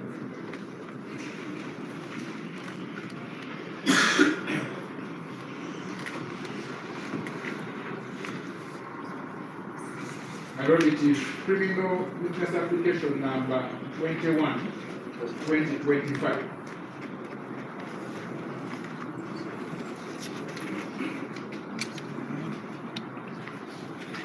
BESIGYE Stephen versus Uganda. BESIGYE Stephen versus Uganda.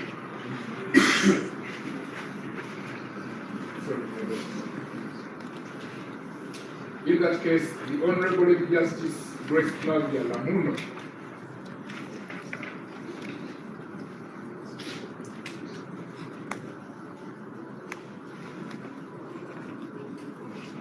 my lord, the court in that case took a proactive approach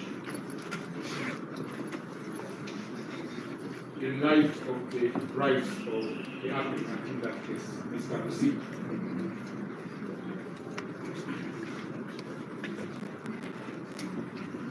And found that where, in line with Article 23(6)(c),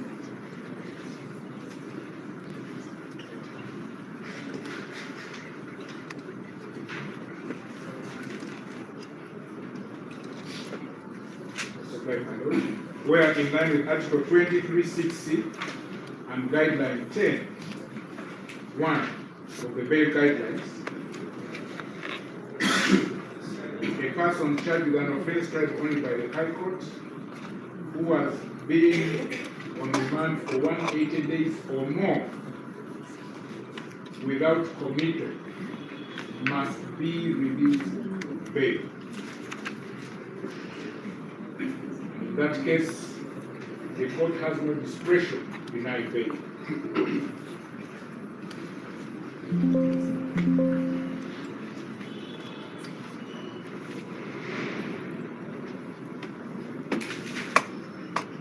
Lord, the court took the view, which we align with, that to continue to hold such person in detention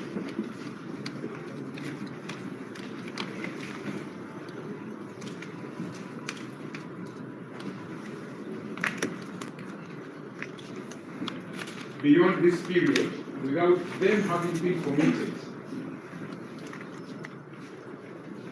is inconsistent and contrary to the constitutional guarantee of mandatory bail. The court taking the view that mandatory bail is guaranteed to an accused person by the Constitution, not the state, and most respectfully, not the court.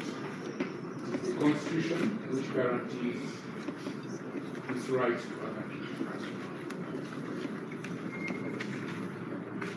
And my Lord, in that case, the proactive position taken by the court is that the applicant need not apply once the court, on its own calculation, finds that there has been a breach of the constitutional deadline. It must release that person.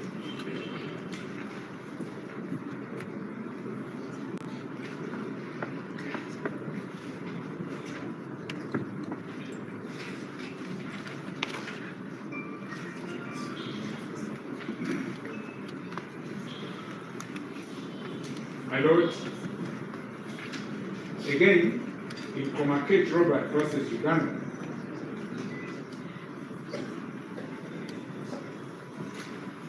witness application number 29 of 2024,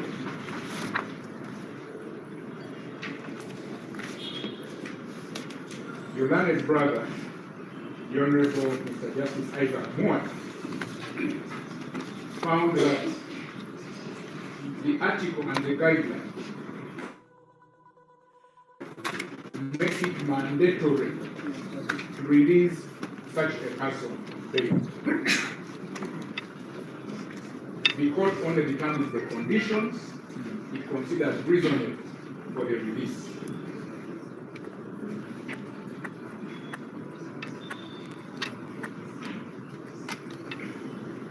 Now, in the decision of BESIGYE, the court,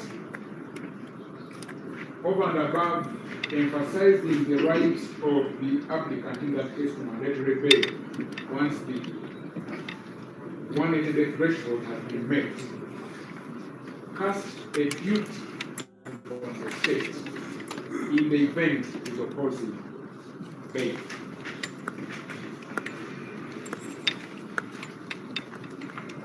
And my Lord, the reason is that when the threshold is met, the Constitution affords the applicant a guarantee, so that if that guarantee is to be removed, it cannot be made or cannot be withheld on mere assertions.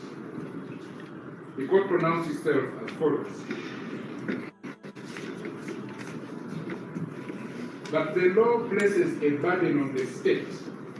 The law places a burden on the state to provide compelling reasons to deny bail.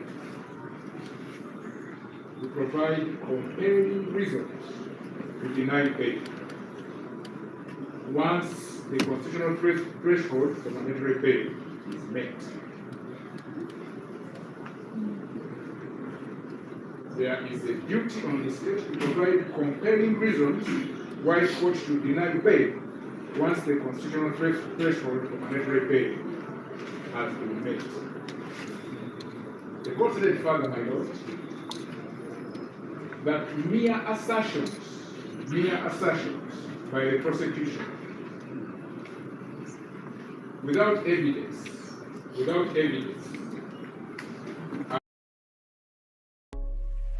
Everyone deserves a smartphone, so level up with Airtel Kwatesimu. Own a new smartphone of your choice today and pay as you use with Airtel. To own a smartphone, visit the nearest Airtel service center or any of our Kwatesimu partners, Watusimu, M-Kopa, Mogo, or D-Lite, and pay in quick and easy installments daily, weekly, and monthly. That's not all. On every new smartphone, you also enjoy 100% bonus on all weekly and monthly data bundles purchased every month for 3 months. Dial *100*28# to check eligibility.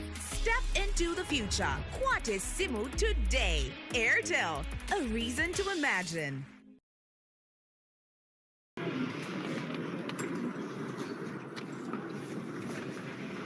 The emphasis, my Lord, we are making is that this is not ordinary pay. That's why it's mandatory pay.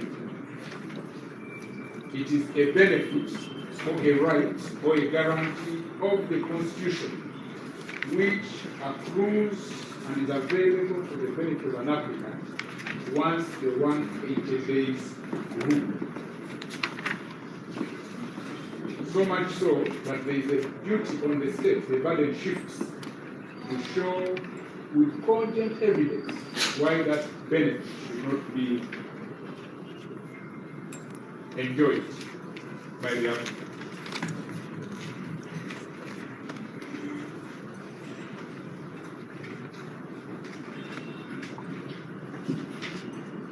My Lord, that position again is stated in the case of Kavuma Hassan versus Uganda,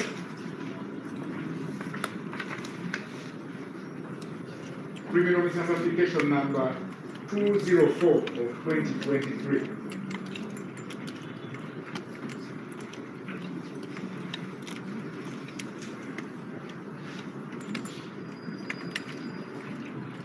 It is also reiterated by your learned brother, the Honorable Mr. Justice Gardenia Paul Wolimbwa, in the case of Butsiba, my Lord, B-U-T-S-I-B-A, Butsiba Stephen versus Uganda, criminal license application number 78 of 2024.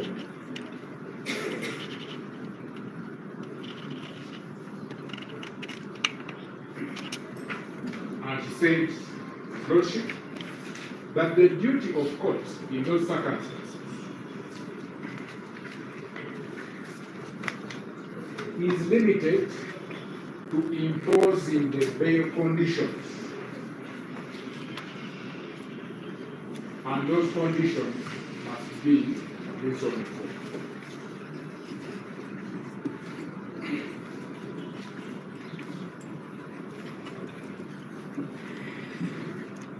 Faithful of his findings, my Lord,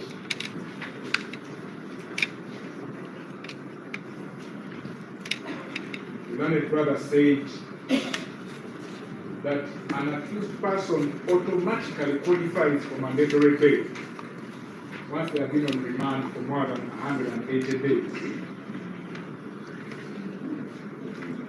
before they are committed.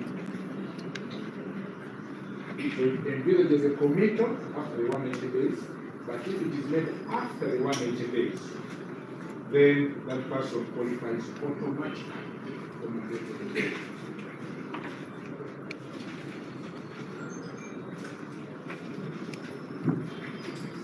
And in such case, what is left for the court?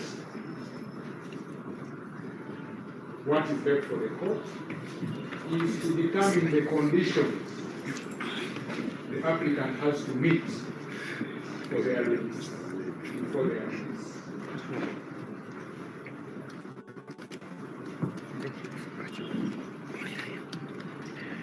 My Lord, your learned brother also gave guidance in finding but even in determining the conditions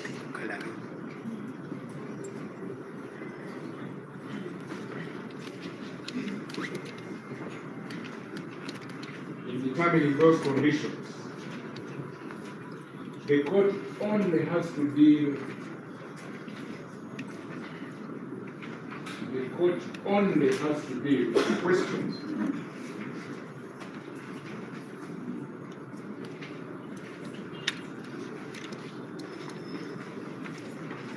we only have to deal with one question, whether the applicant will abscond. That is the question.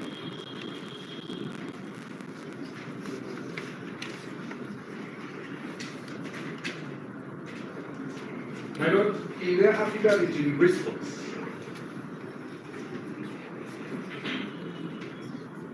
the state raised objections which are point to quickly, because most of the points have been covered.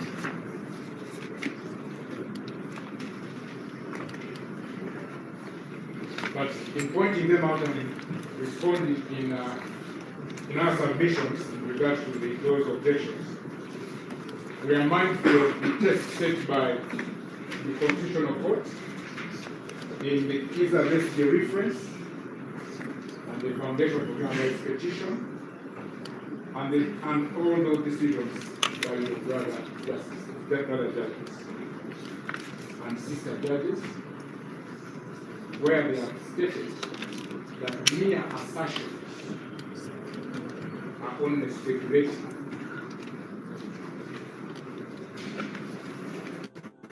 and cannot remove the right which is guaranteed by the Constitution, which has matured as has been the case in the matter before this court.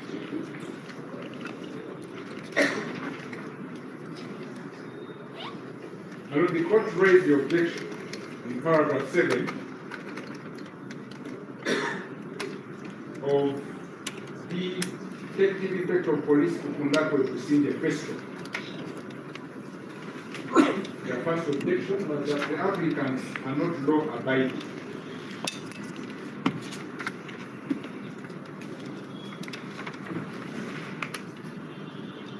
Because the charges against them emanate from participation and lawful activity.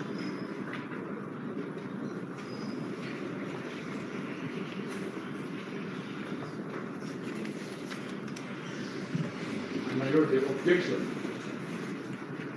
if at all it is, was merely that statement. But they are not law-abiding because the charges emanate from participation and lawful activity. There is no explanation whatsoever, or there is no effort to explain or to put in a little more detail what the unlawful activity.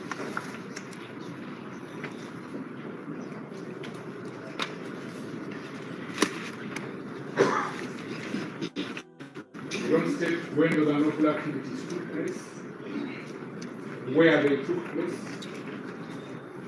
or when they took place.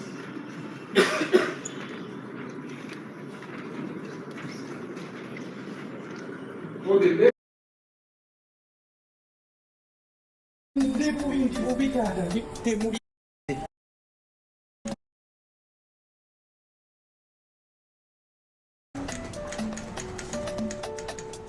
Everyone has dreams. Not everyone has the means to achieve them. That's where we come in. With our customized loans, you'll get the support you need to start, grow, and manage your business. Pride Bank.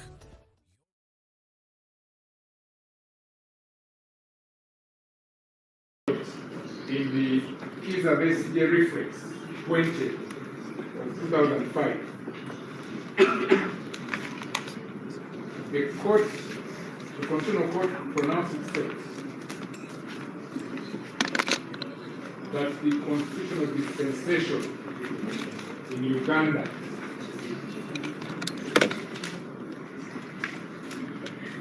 is that an accused person is presumed innocent until they are proven guilty.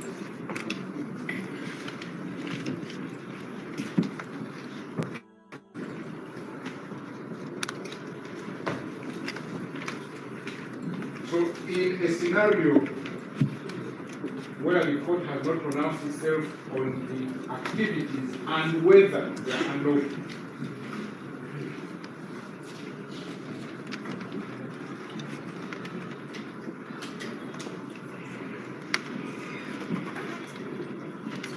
It is not safe for the court to take that as a valid objection.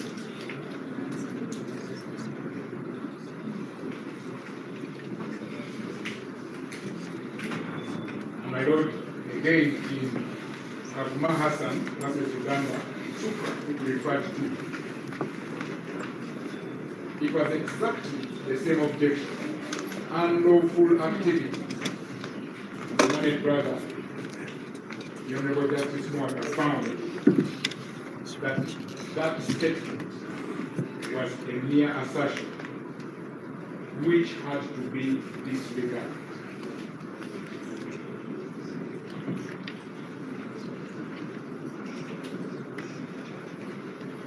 And that was a case where Mr. Kakuma had 8 charges of aggravated robbery. For the second objection by the state is in paragraph 5 of the affidavit in response. Sorry, I beg your pardon, paragraph T of the affidavit in response. The objection by the state for the trial, where the state says that the accused persons have not spent 180 days on remand.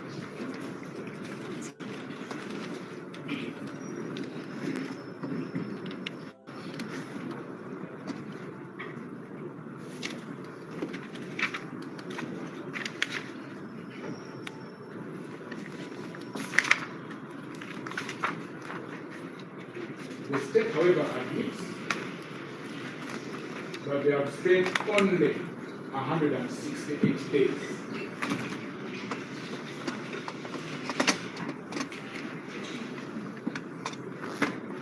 My Lord, they make the calculation.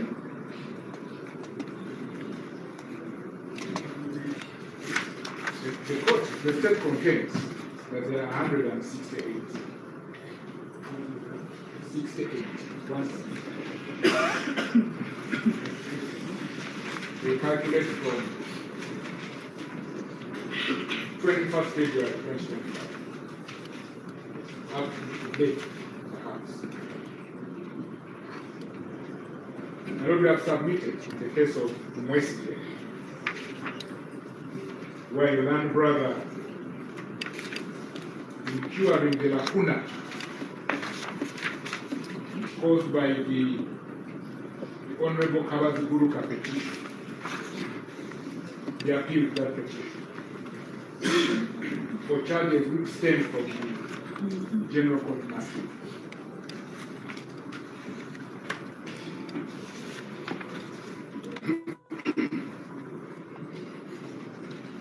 And also referring to the KIIZA application, that the court must intervene where there is such a lacuna.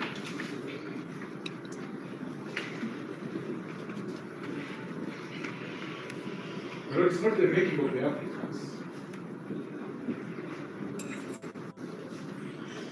but the state assumed a course of action that was deemed unconstitutional by the Supreme Court.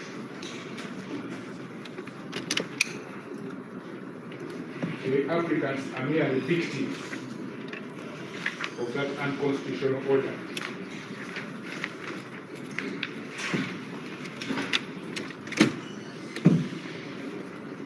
So that the Supreme Court made a pronouncement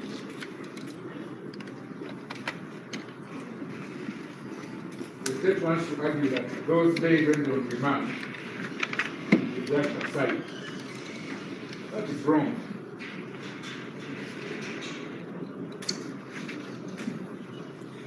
And those points were covered by the Honorable Justice Mwata on page 3 to 5 of his ruling. Say that in matters of that nature,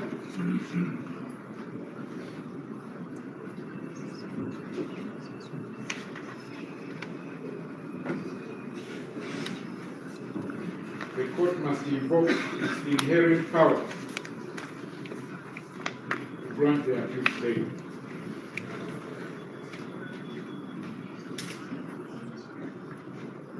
And that matters of bail applications in those cases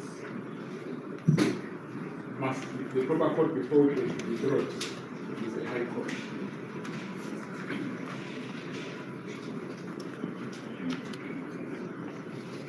My Lord, the court was emphatic and grounded this decision of use in Article 126(2)(e) of the Constitution, that it administers justice without undue regard to technicalities.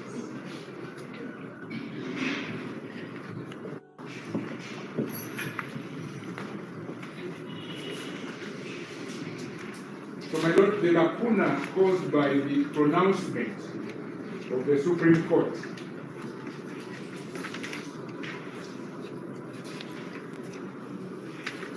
which impacted on the charges cannot be visited against the rights of the applicant.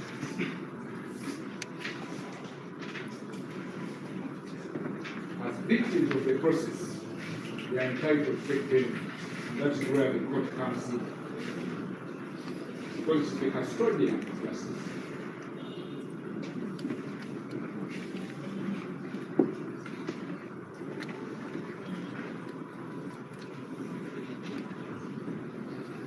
My Lord, criminal prosecution are such that all the resources of the state focus on an individual.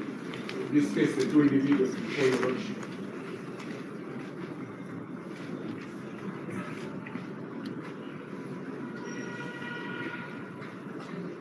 So that any breaches of the law of the state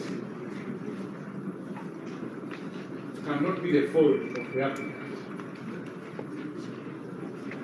And the state cannot be allowed to take benefits at the expense of the applicant. That was the view of the learned draft. And my Lord, we are mindful of the fact that in this case, my two-bias machine's evaporator or ice generator is filled with a solid, strong, high-density polyurethane. It's very well heat insulated, and then we cover it with a very strong stainless steel plate. So we have this kind of a evaporator.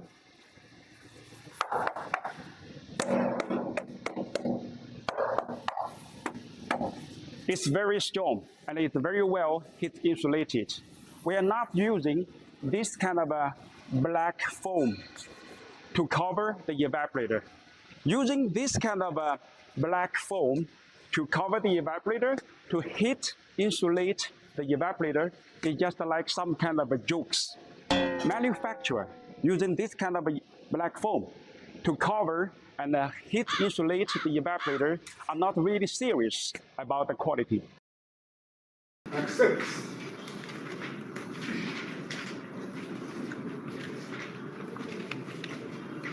my Lord, in the affidavit, I just want to emphasize that. My Lord, in paragraph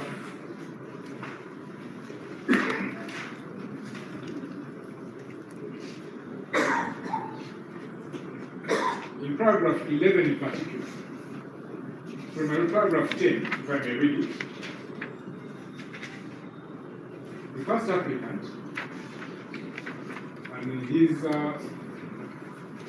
evidence, he does state for himself on behalf of the second applicant that on the 31st of January 2025, the Supreme Court of Uganda delivered judgment in the National Appeal number 2 of 2021, Attorney General vs. Economic Kabaziruka, inter alia, that all trial by civilians before the General Court Martial was unconstitutional.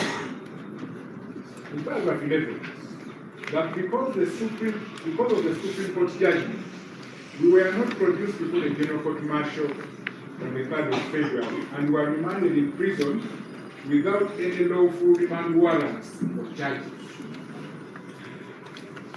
And my Lord, in response, which is paragraph 10 of the affidavit of Okunda.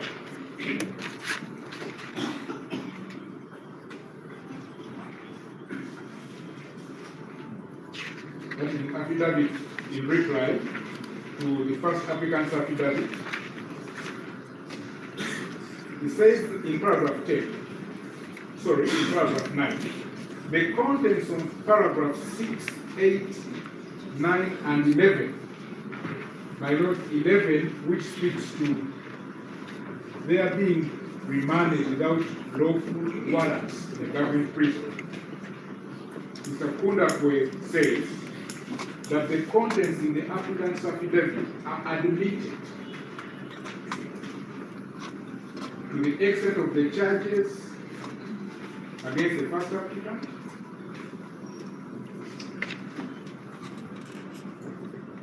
his appearance before the General Court Martial,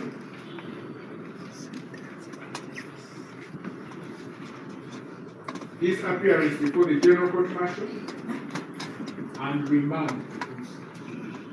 So it admits that they will remand.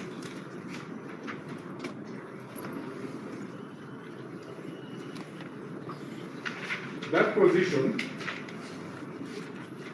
is also the same in his response to the affidavit of the second applicant.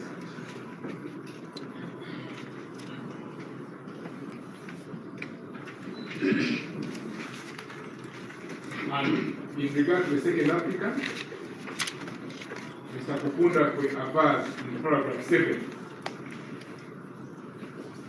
he admits the charges against the applicant, his appearance in the court martial, and his remarks. So, my Lord,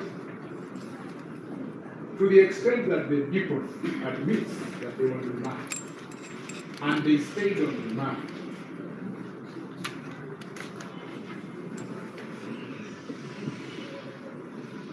the court should cure the lacuna. And the Lord should be mindful of the fact that there has been no break whatsoever from the events that unfolded in the General Court Martial.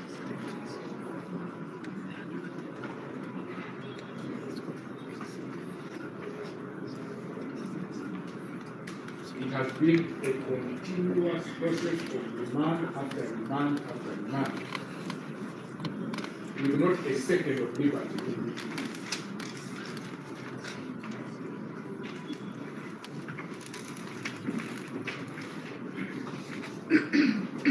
So we invite the court to invoke its powers, Article 126, Rising Justice, 139(1) of the Constitution, Section 17 of the Dictator Act, to cure that lacuna, to prevent an abuse of justice. It cannot be this court to argue that the remand between November 2024 and February 2025 was no remand.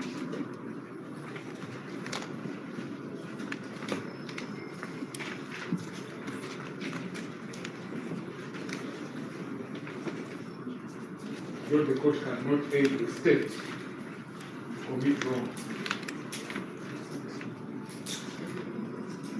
We repeat, it's the same state under the veil of the General Court Martial, which manifested in the power magistrates court. The consistency is very much, and perhaps the argument.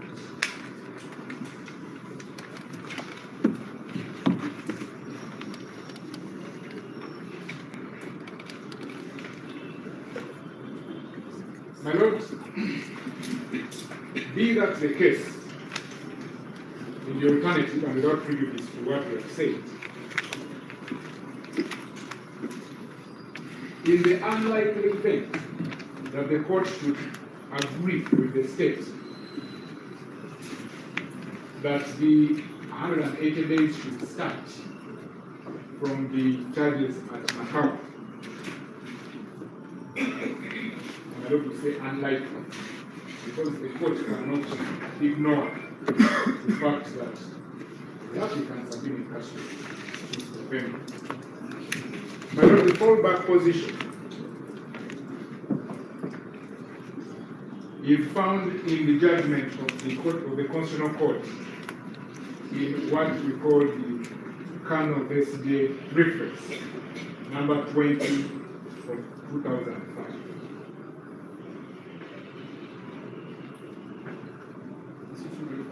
Number 20 of 2005, Uganda DPP versus Kano retired Dr. KIIZA.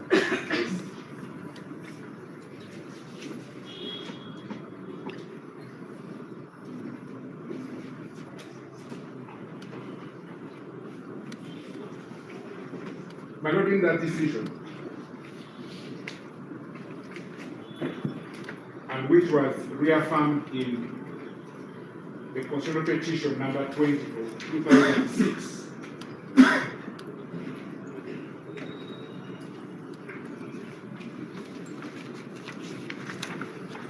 the court found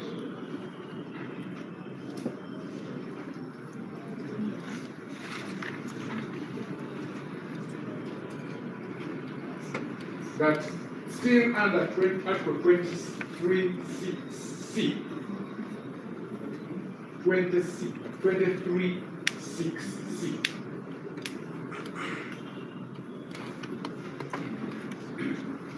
an accused person triable only by the High Court, triable by offense, charged with offences triable only by the High Court, and who has not spent 180 days on remand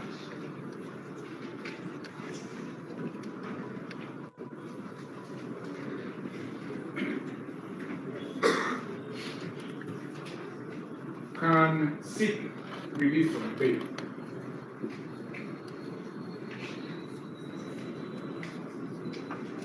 And in that case, the court has the discretion to grant or not to grant bail if they fail to show exceptional circumstances.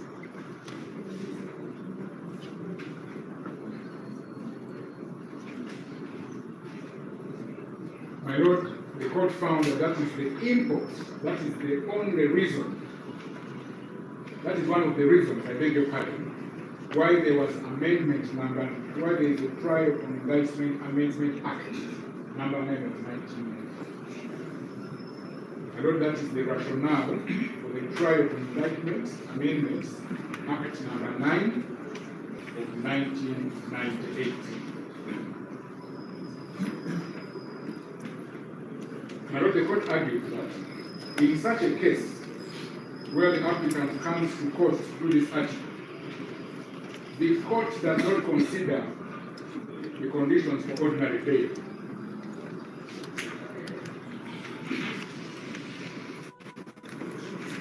It only refuses to grant bail for discretion if the accused or the applicant fails to show or satisfy about or regarding the excessive.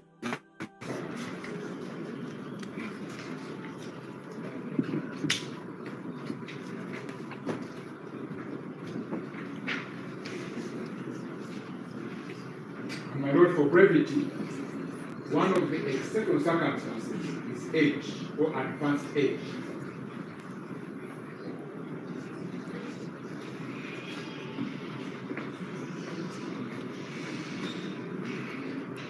My Lord, in the affidavit in reply of Ukundako, BIP, both in regard to the first applicant and the second applicant,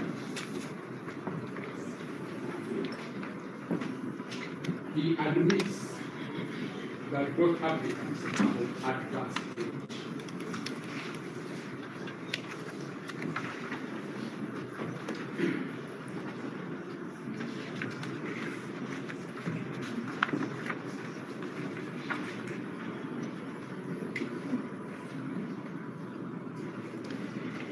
My Lord, as we close, and I close, sorry, not we, I close, because my colleague may want to add.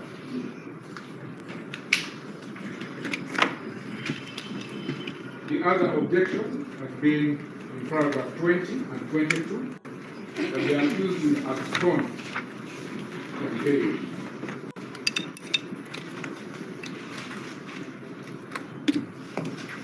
Such plain statement was the case in the constitutional reference 205 and the Businge Stephen case.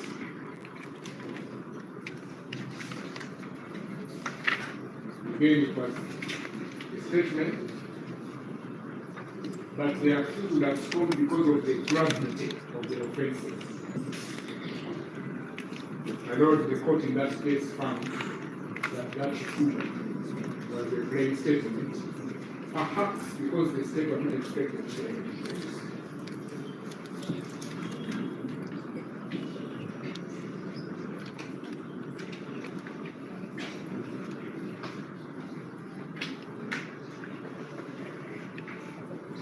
My Lord, we are mindful of the fact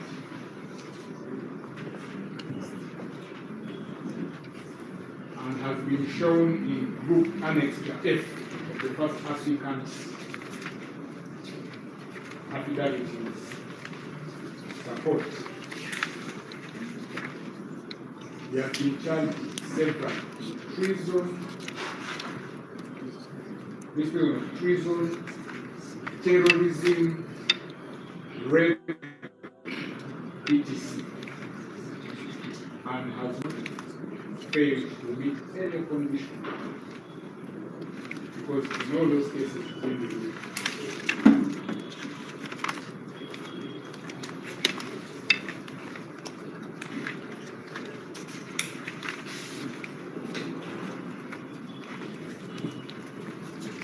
my Lord, in paragraph 23 of the affidavit reply, because they are the two, they are more or less the same.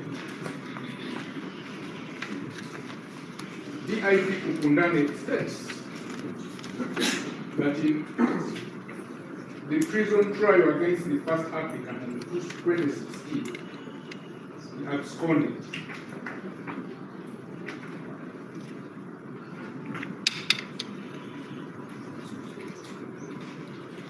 I don't think that abscond must be a finding of court in order to show that there was an abscond.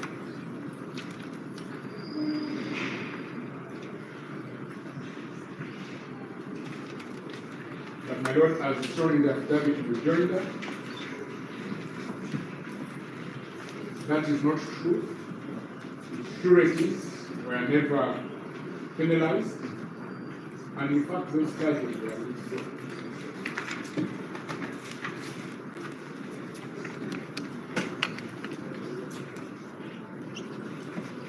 My Lord, the impressive aspect that in that allegation or statement, the state supports that with an equalist record.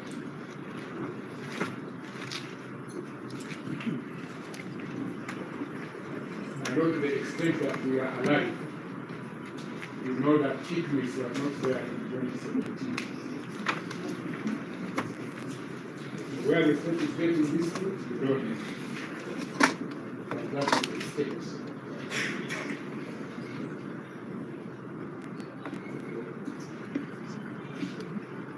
My Lord, there's an objection in paragraph 26 regarding the sureties.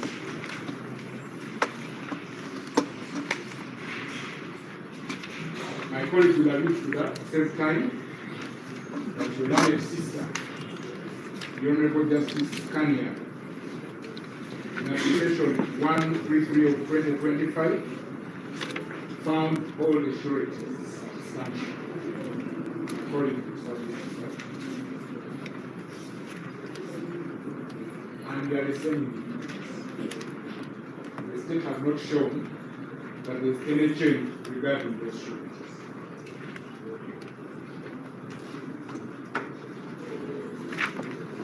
Another objection in paragraph 27, which speaks to investigations.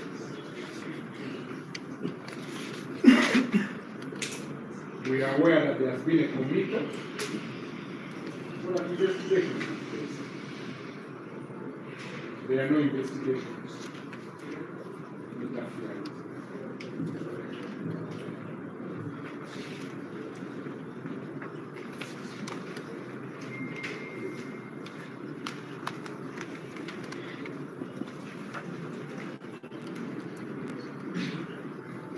The other objection is in paragraph 28 and 29 regarding witnesses in Uganda, Kenya, Switzerland, and Greece.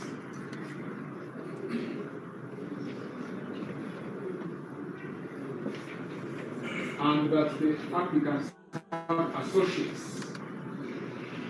in these countries. It is the same unsubstantiated allegation which the court in BESIGYE Stephen said should be disregarded.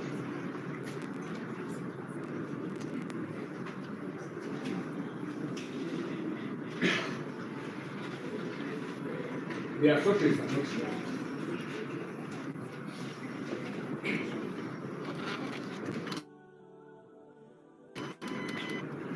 And in the indictment, there was nothing to show that there was evidence from these countries. Well, in paragraph 30, the state contends that the followers of the applicants are violent. They threaten the court, they sing loudly, they hold press conferences,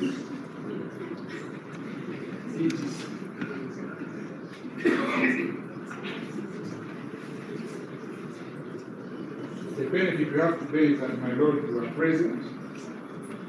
We didn't hear any hymns or songs for that matter. And we don't want to take the view that your Lordship was scared or under attack. So, my Lord,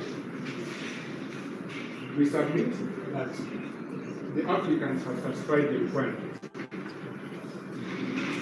to be entitled to the registration. Lastly, my Lord, as I wind up my submission, as indeed the Constitution commands, this application was made in the lower court, because the lower court is enjoined. And the power of the lower courts to do so have been the subject of court's findings by your learned brother, as he then was, the Honorable Mr. Justice FMS Gonantendwe, in Uganda versus Tesimana Rosemary,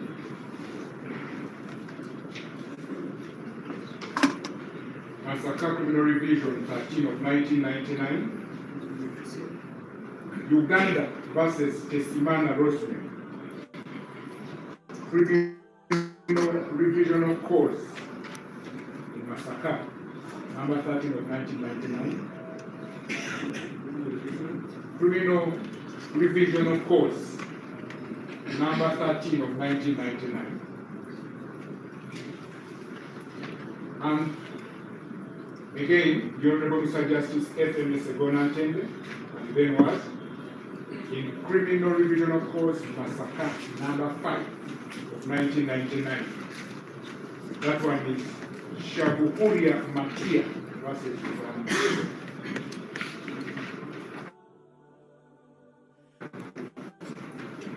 My Lord, the court, the High Court, informed the lower court that it had power to intervene in delays of this nature to avert the miscarriage of justice.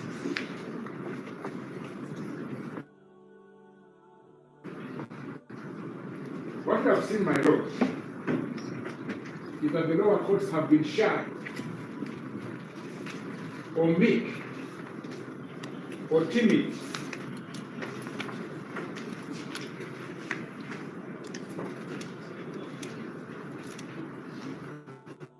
to do the right thing. So, my Lord, it is a breath of fresh air that we are before a High Court, which we believe will not be shy, will not be timid,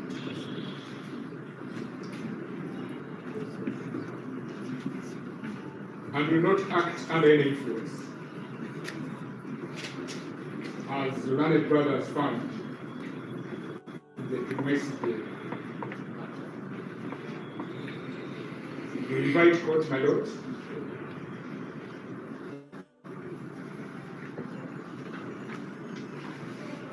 to invoke the bold spirit and not be timorous,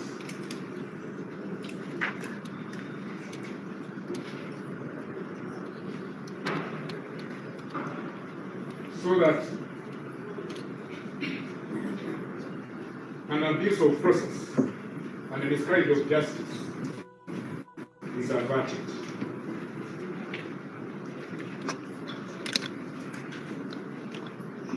My Lord,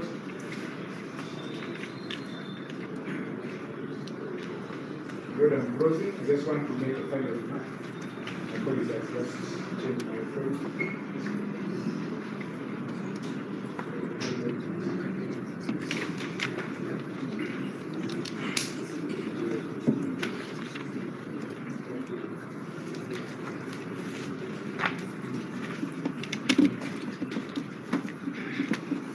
My Lord, we refer, my Lord, to the land author, Lord Alfred Thompson Benny, in his publication, The Discipline of Law,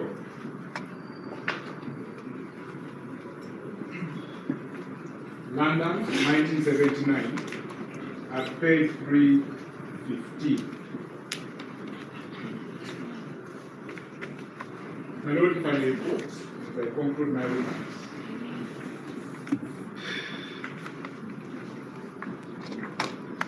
Say that if the powerful still abuse their powers without restraint, if the powerful still abuse their powers without restraint,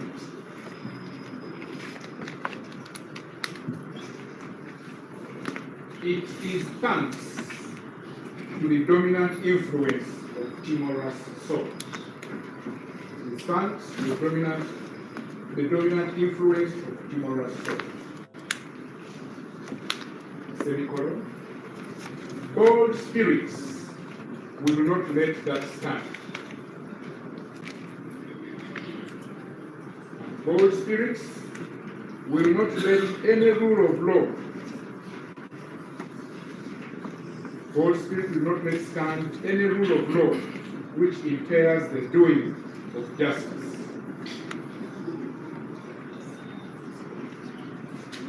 They will do all they legitimately can do to avoid that rule.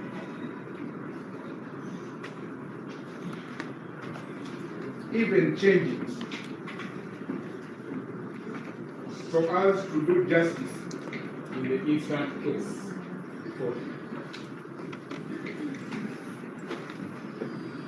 My Lord, it's our prayer, my colleagues, that the court will adopt, unlike the courts below, a bold spirit so that justice is done in the matter of the court. My Lord, my colleagues, now.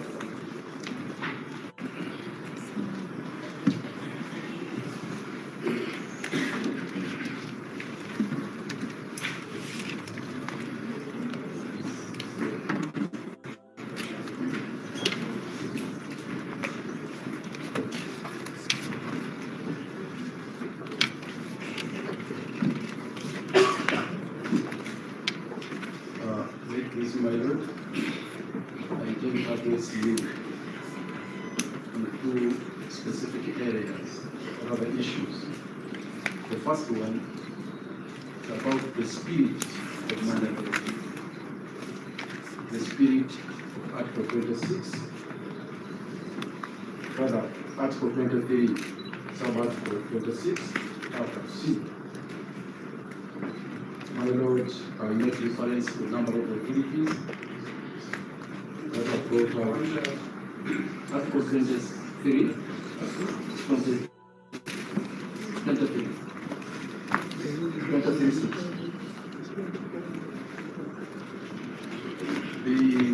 The spirit, my Lord,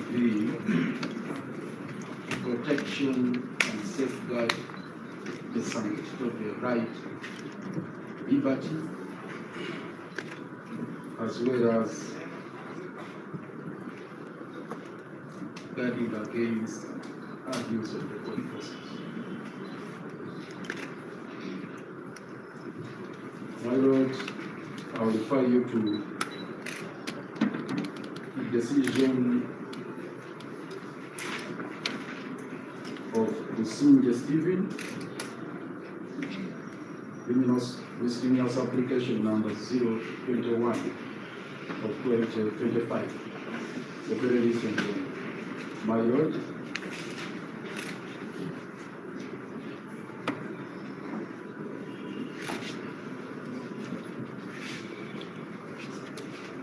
July to be exact, like Justice Flavia, 30th July 2025. And my Lord, on page 4 of that decision, your sister had this to say. Being under Article 23, 6C of the Constitution was introduced as a safeguard to prevent the state from keeping accused persons in prison indefinitely without trial, particularly where the committal process has been delayed. The court is therefore required to strike a balance between the applicant's right to liberty and presumption of innocence and the public interest in ensuring that those charged in criminal offences are brought to justice. And she concluded by saying, in doing so, the court should impose conditions that are fair, reasonable, allowing the accused to enjoy the benefit of mandatory bail, while also making it possible to ensure that the accused continues to attend court as required and to be placed. So the point here, my Lord, is that the right to bail under Article 23 is meant to guarantee enjoyment of the right to liberty and also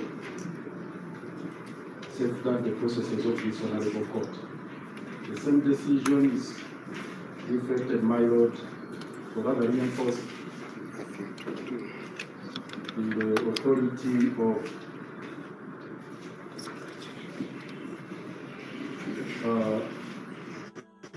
Dr. Henry. We have our bundle of authorities, my Lord. Dr. Henry is criminal miscellaneous application number 096 of 2025.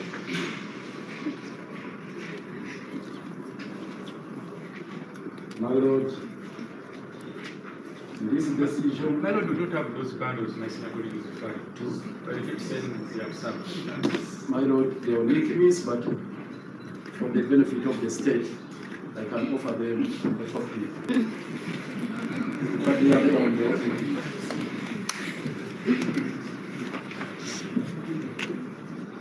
My Lord, this is a reinforcement of the earlier decision cited by my friend here, Mpanga, the one of Justice Mwat. Now, this one, my Lord, is about, again, Article 23, where His Lordship said, after reviewing the affidavit evidence and the applicant's submission, this court finds that the applicant was detained on remand for over 6 months without committal to the High Court for trial exceeding the mandatory procedural timeline. The subsequent committal occurring only after this period lapsed must be weighed in the applicant's favor, particularly in the context of any relief sought. as bail to prevent further prejudice. The emphasis, my lord, here is that notwithstanding the fact that one has been committed to the High Court subsequent to the expiry of the mandatory period of 180 days, is not a precautionary bar to being admitted to bail. My lord, the case of BESIGYE, which is also on record there, BESIGYE, my lord,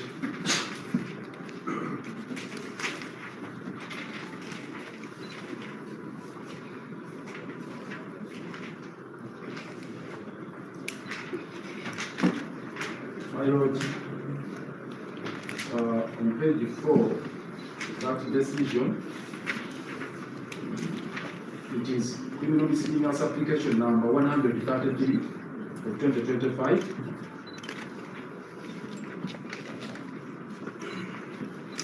Which my learned friend made reference to, but mine specifically is about the spirit of Article 23.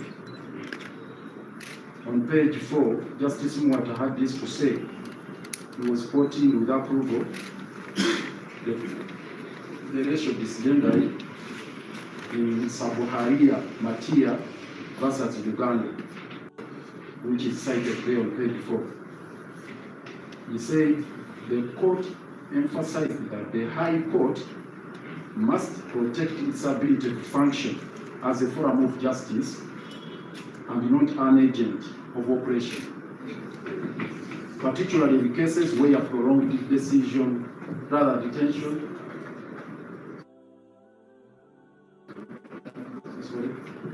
the court emphasized that the High Court must protect its liberty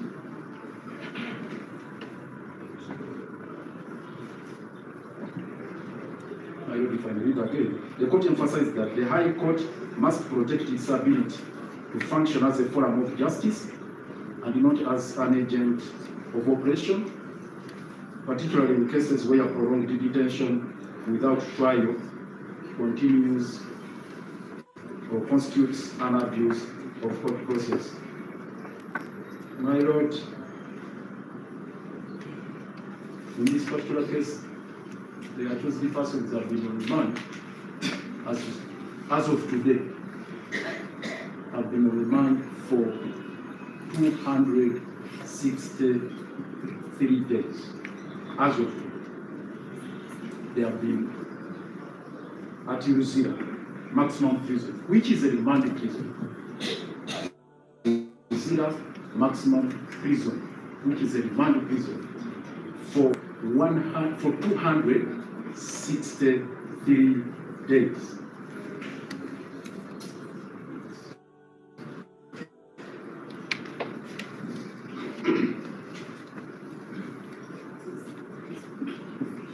My lord, I will refer you again to the decision of Colonel Dr. KIIZA BESIGYE. This is Colonel BESIGYE versus Uganda. It's bail application number 228 of 2005.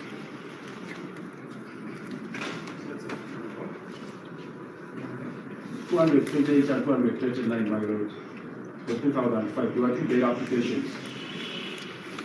They are here in our bank, my lord. On page 6, Justice Ogola, the principal judge then, emphasized the role of court in protecting the right to liberty. And indeed, he explained the sanctity of this right in the following terms. I have taken into consideration the fundamental importance of bail as the judicial instrument for ensuring the liberty of the individual. In this regard, the quest for bail is a quest for liberty. The right to the liberty of the individual is next only to the individual's right to life itself. You need to underline that. The right to liberty of the individual is next only to the individual's right to life. After the right to life, the next one is right to liberty. In that hierarchy. Liberty is as crucial in a free and democratic society as breath is to life. Liberty is as crucial in a free and democratic society as breath is to life. Liberty is so precious a commodity that during the American struggle for independence, some 300 years ago, one of the American independence protagonists, I believe it was Thomas Paine, summed up the situation with the following eloquent and immortal declaration. A declaration not of suicide and despair, but of defiance and triumph. That is quite instructive, my Lord. A declaration of not suicide and despair, but of defiance and triumph. Give me liberty or give me death. That sums it up first. These are not my words, just this one. Liberty is the very essence of freedom and democracy. Now room is large. The liberty of one is the liberty of all. The liberty of anyone must never be curtailed lightly, wantonly, or even worse, arbitrarily.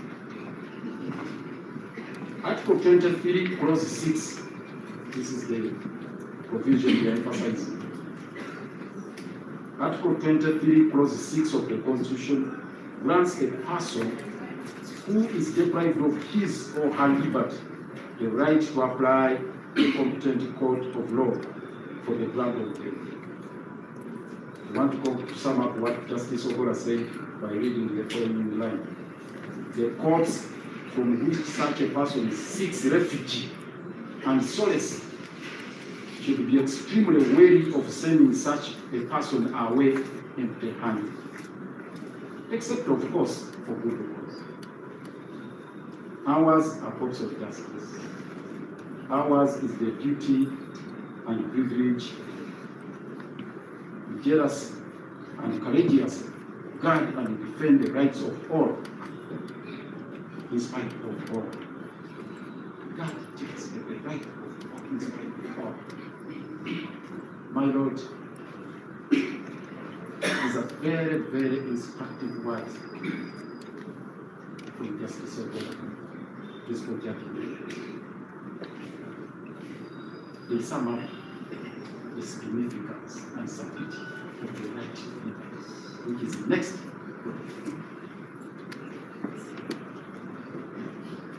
My Lord, it is the reason the framers of our Constitution made that right mandatory when one has spent 180 days of the month. That's the reason they made it. And my Lord, I want to emphasize the submission of my young friend here in Panga. Initially, the constitutional order had provided for 360 days. Under the 1995 Constitution, it was 360 days. As a nation, we consider that to be irrational and inimical to enjoyment of the right liberty which is granted by God. It informed the amendment of 2005 to reduce it to 180 days.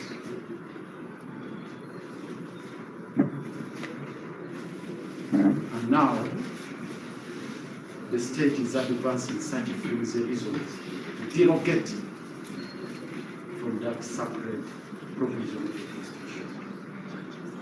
This court should not be used as a forum as a scientific branch. This is not a forum of opposition. My Lord, I will recite the last authority on that. Again, Dr. KIIZA BESIGYE, constitutional reference, 2005, 2006.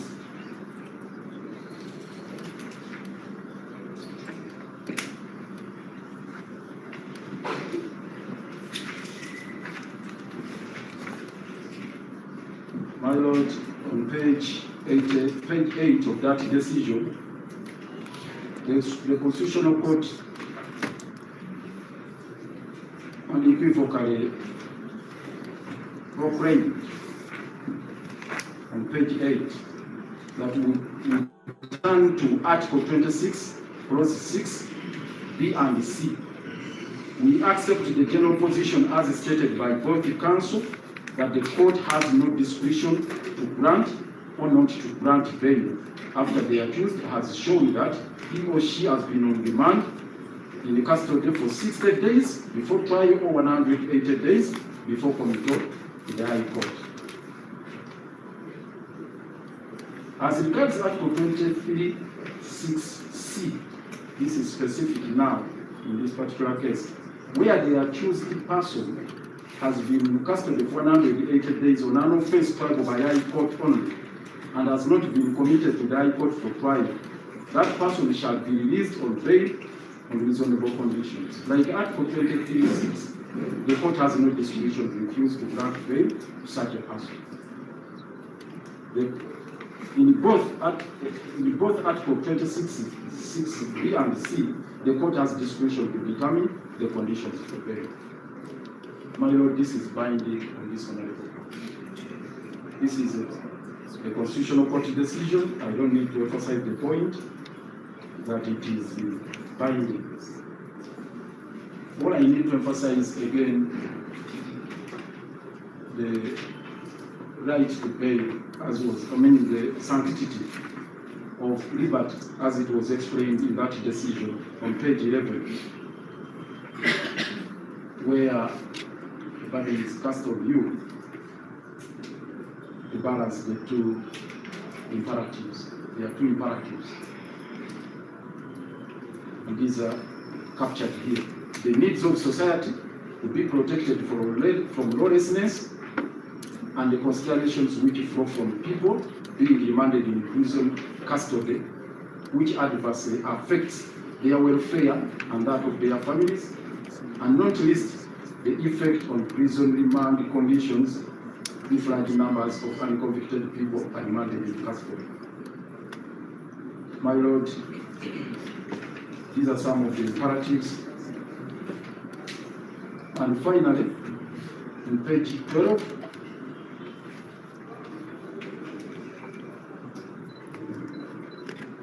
this is what the Constitutional Court said.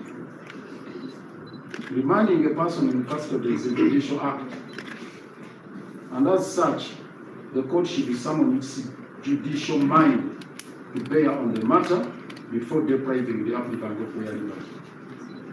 My Lord, I think those authorities are enough.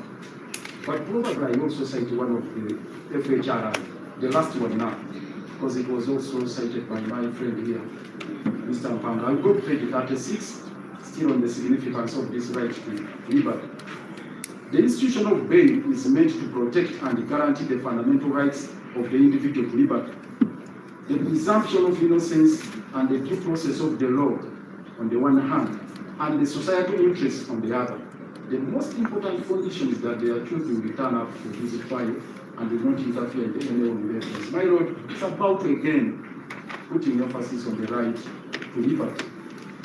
So I think there is no doubt that this right is one of those most sacrosanct rights guaranteed under the Constitution. Now, my lord, with the authorities I have cited of the Superior Court, which are binding in this honorable court, but also those which we have cited, like the one of Justice Mwata and Justice Lamu, granting mandatory bail even after committal, are equally binding in this honorable court.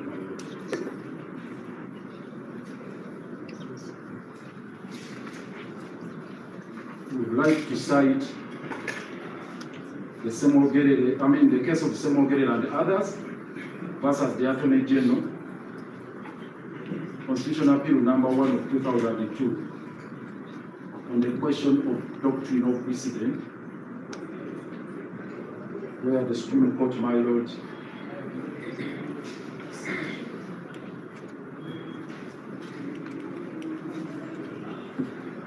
stated that as regards, of course, they made reference to decisions of Superior Court being binding on lower courts.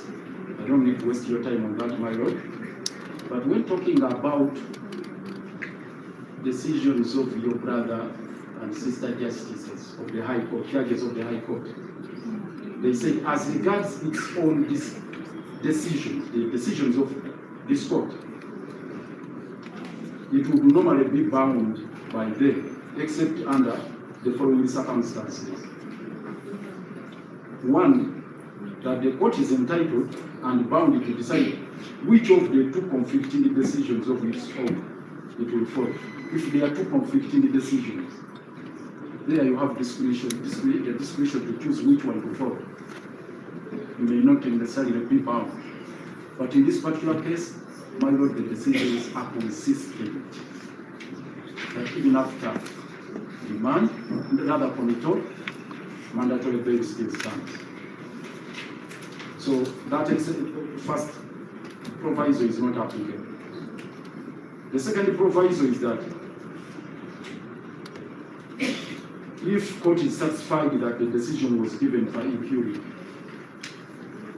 it's our submission, my lord, that going by the doctrine of stare basis, the decisions we have cited are not by impurity, because they formed the gist of the proclamations made by the court in those particular decisions. I want to sum up this point of civil liberties, my lord, by again speaking to the spirit of the practice guidelines.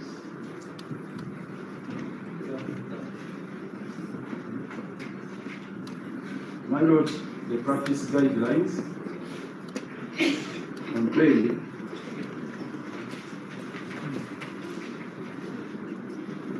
the constitutional bail guidelines for courts of judicature practice guidelines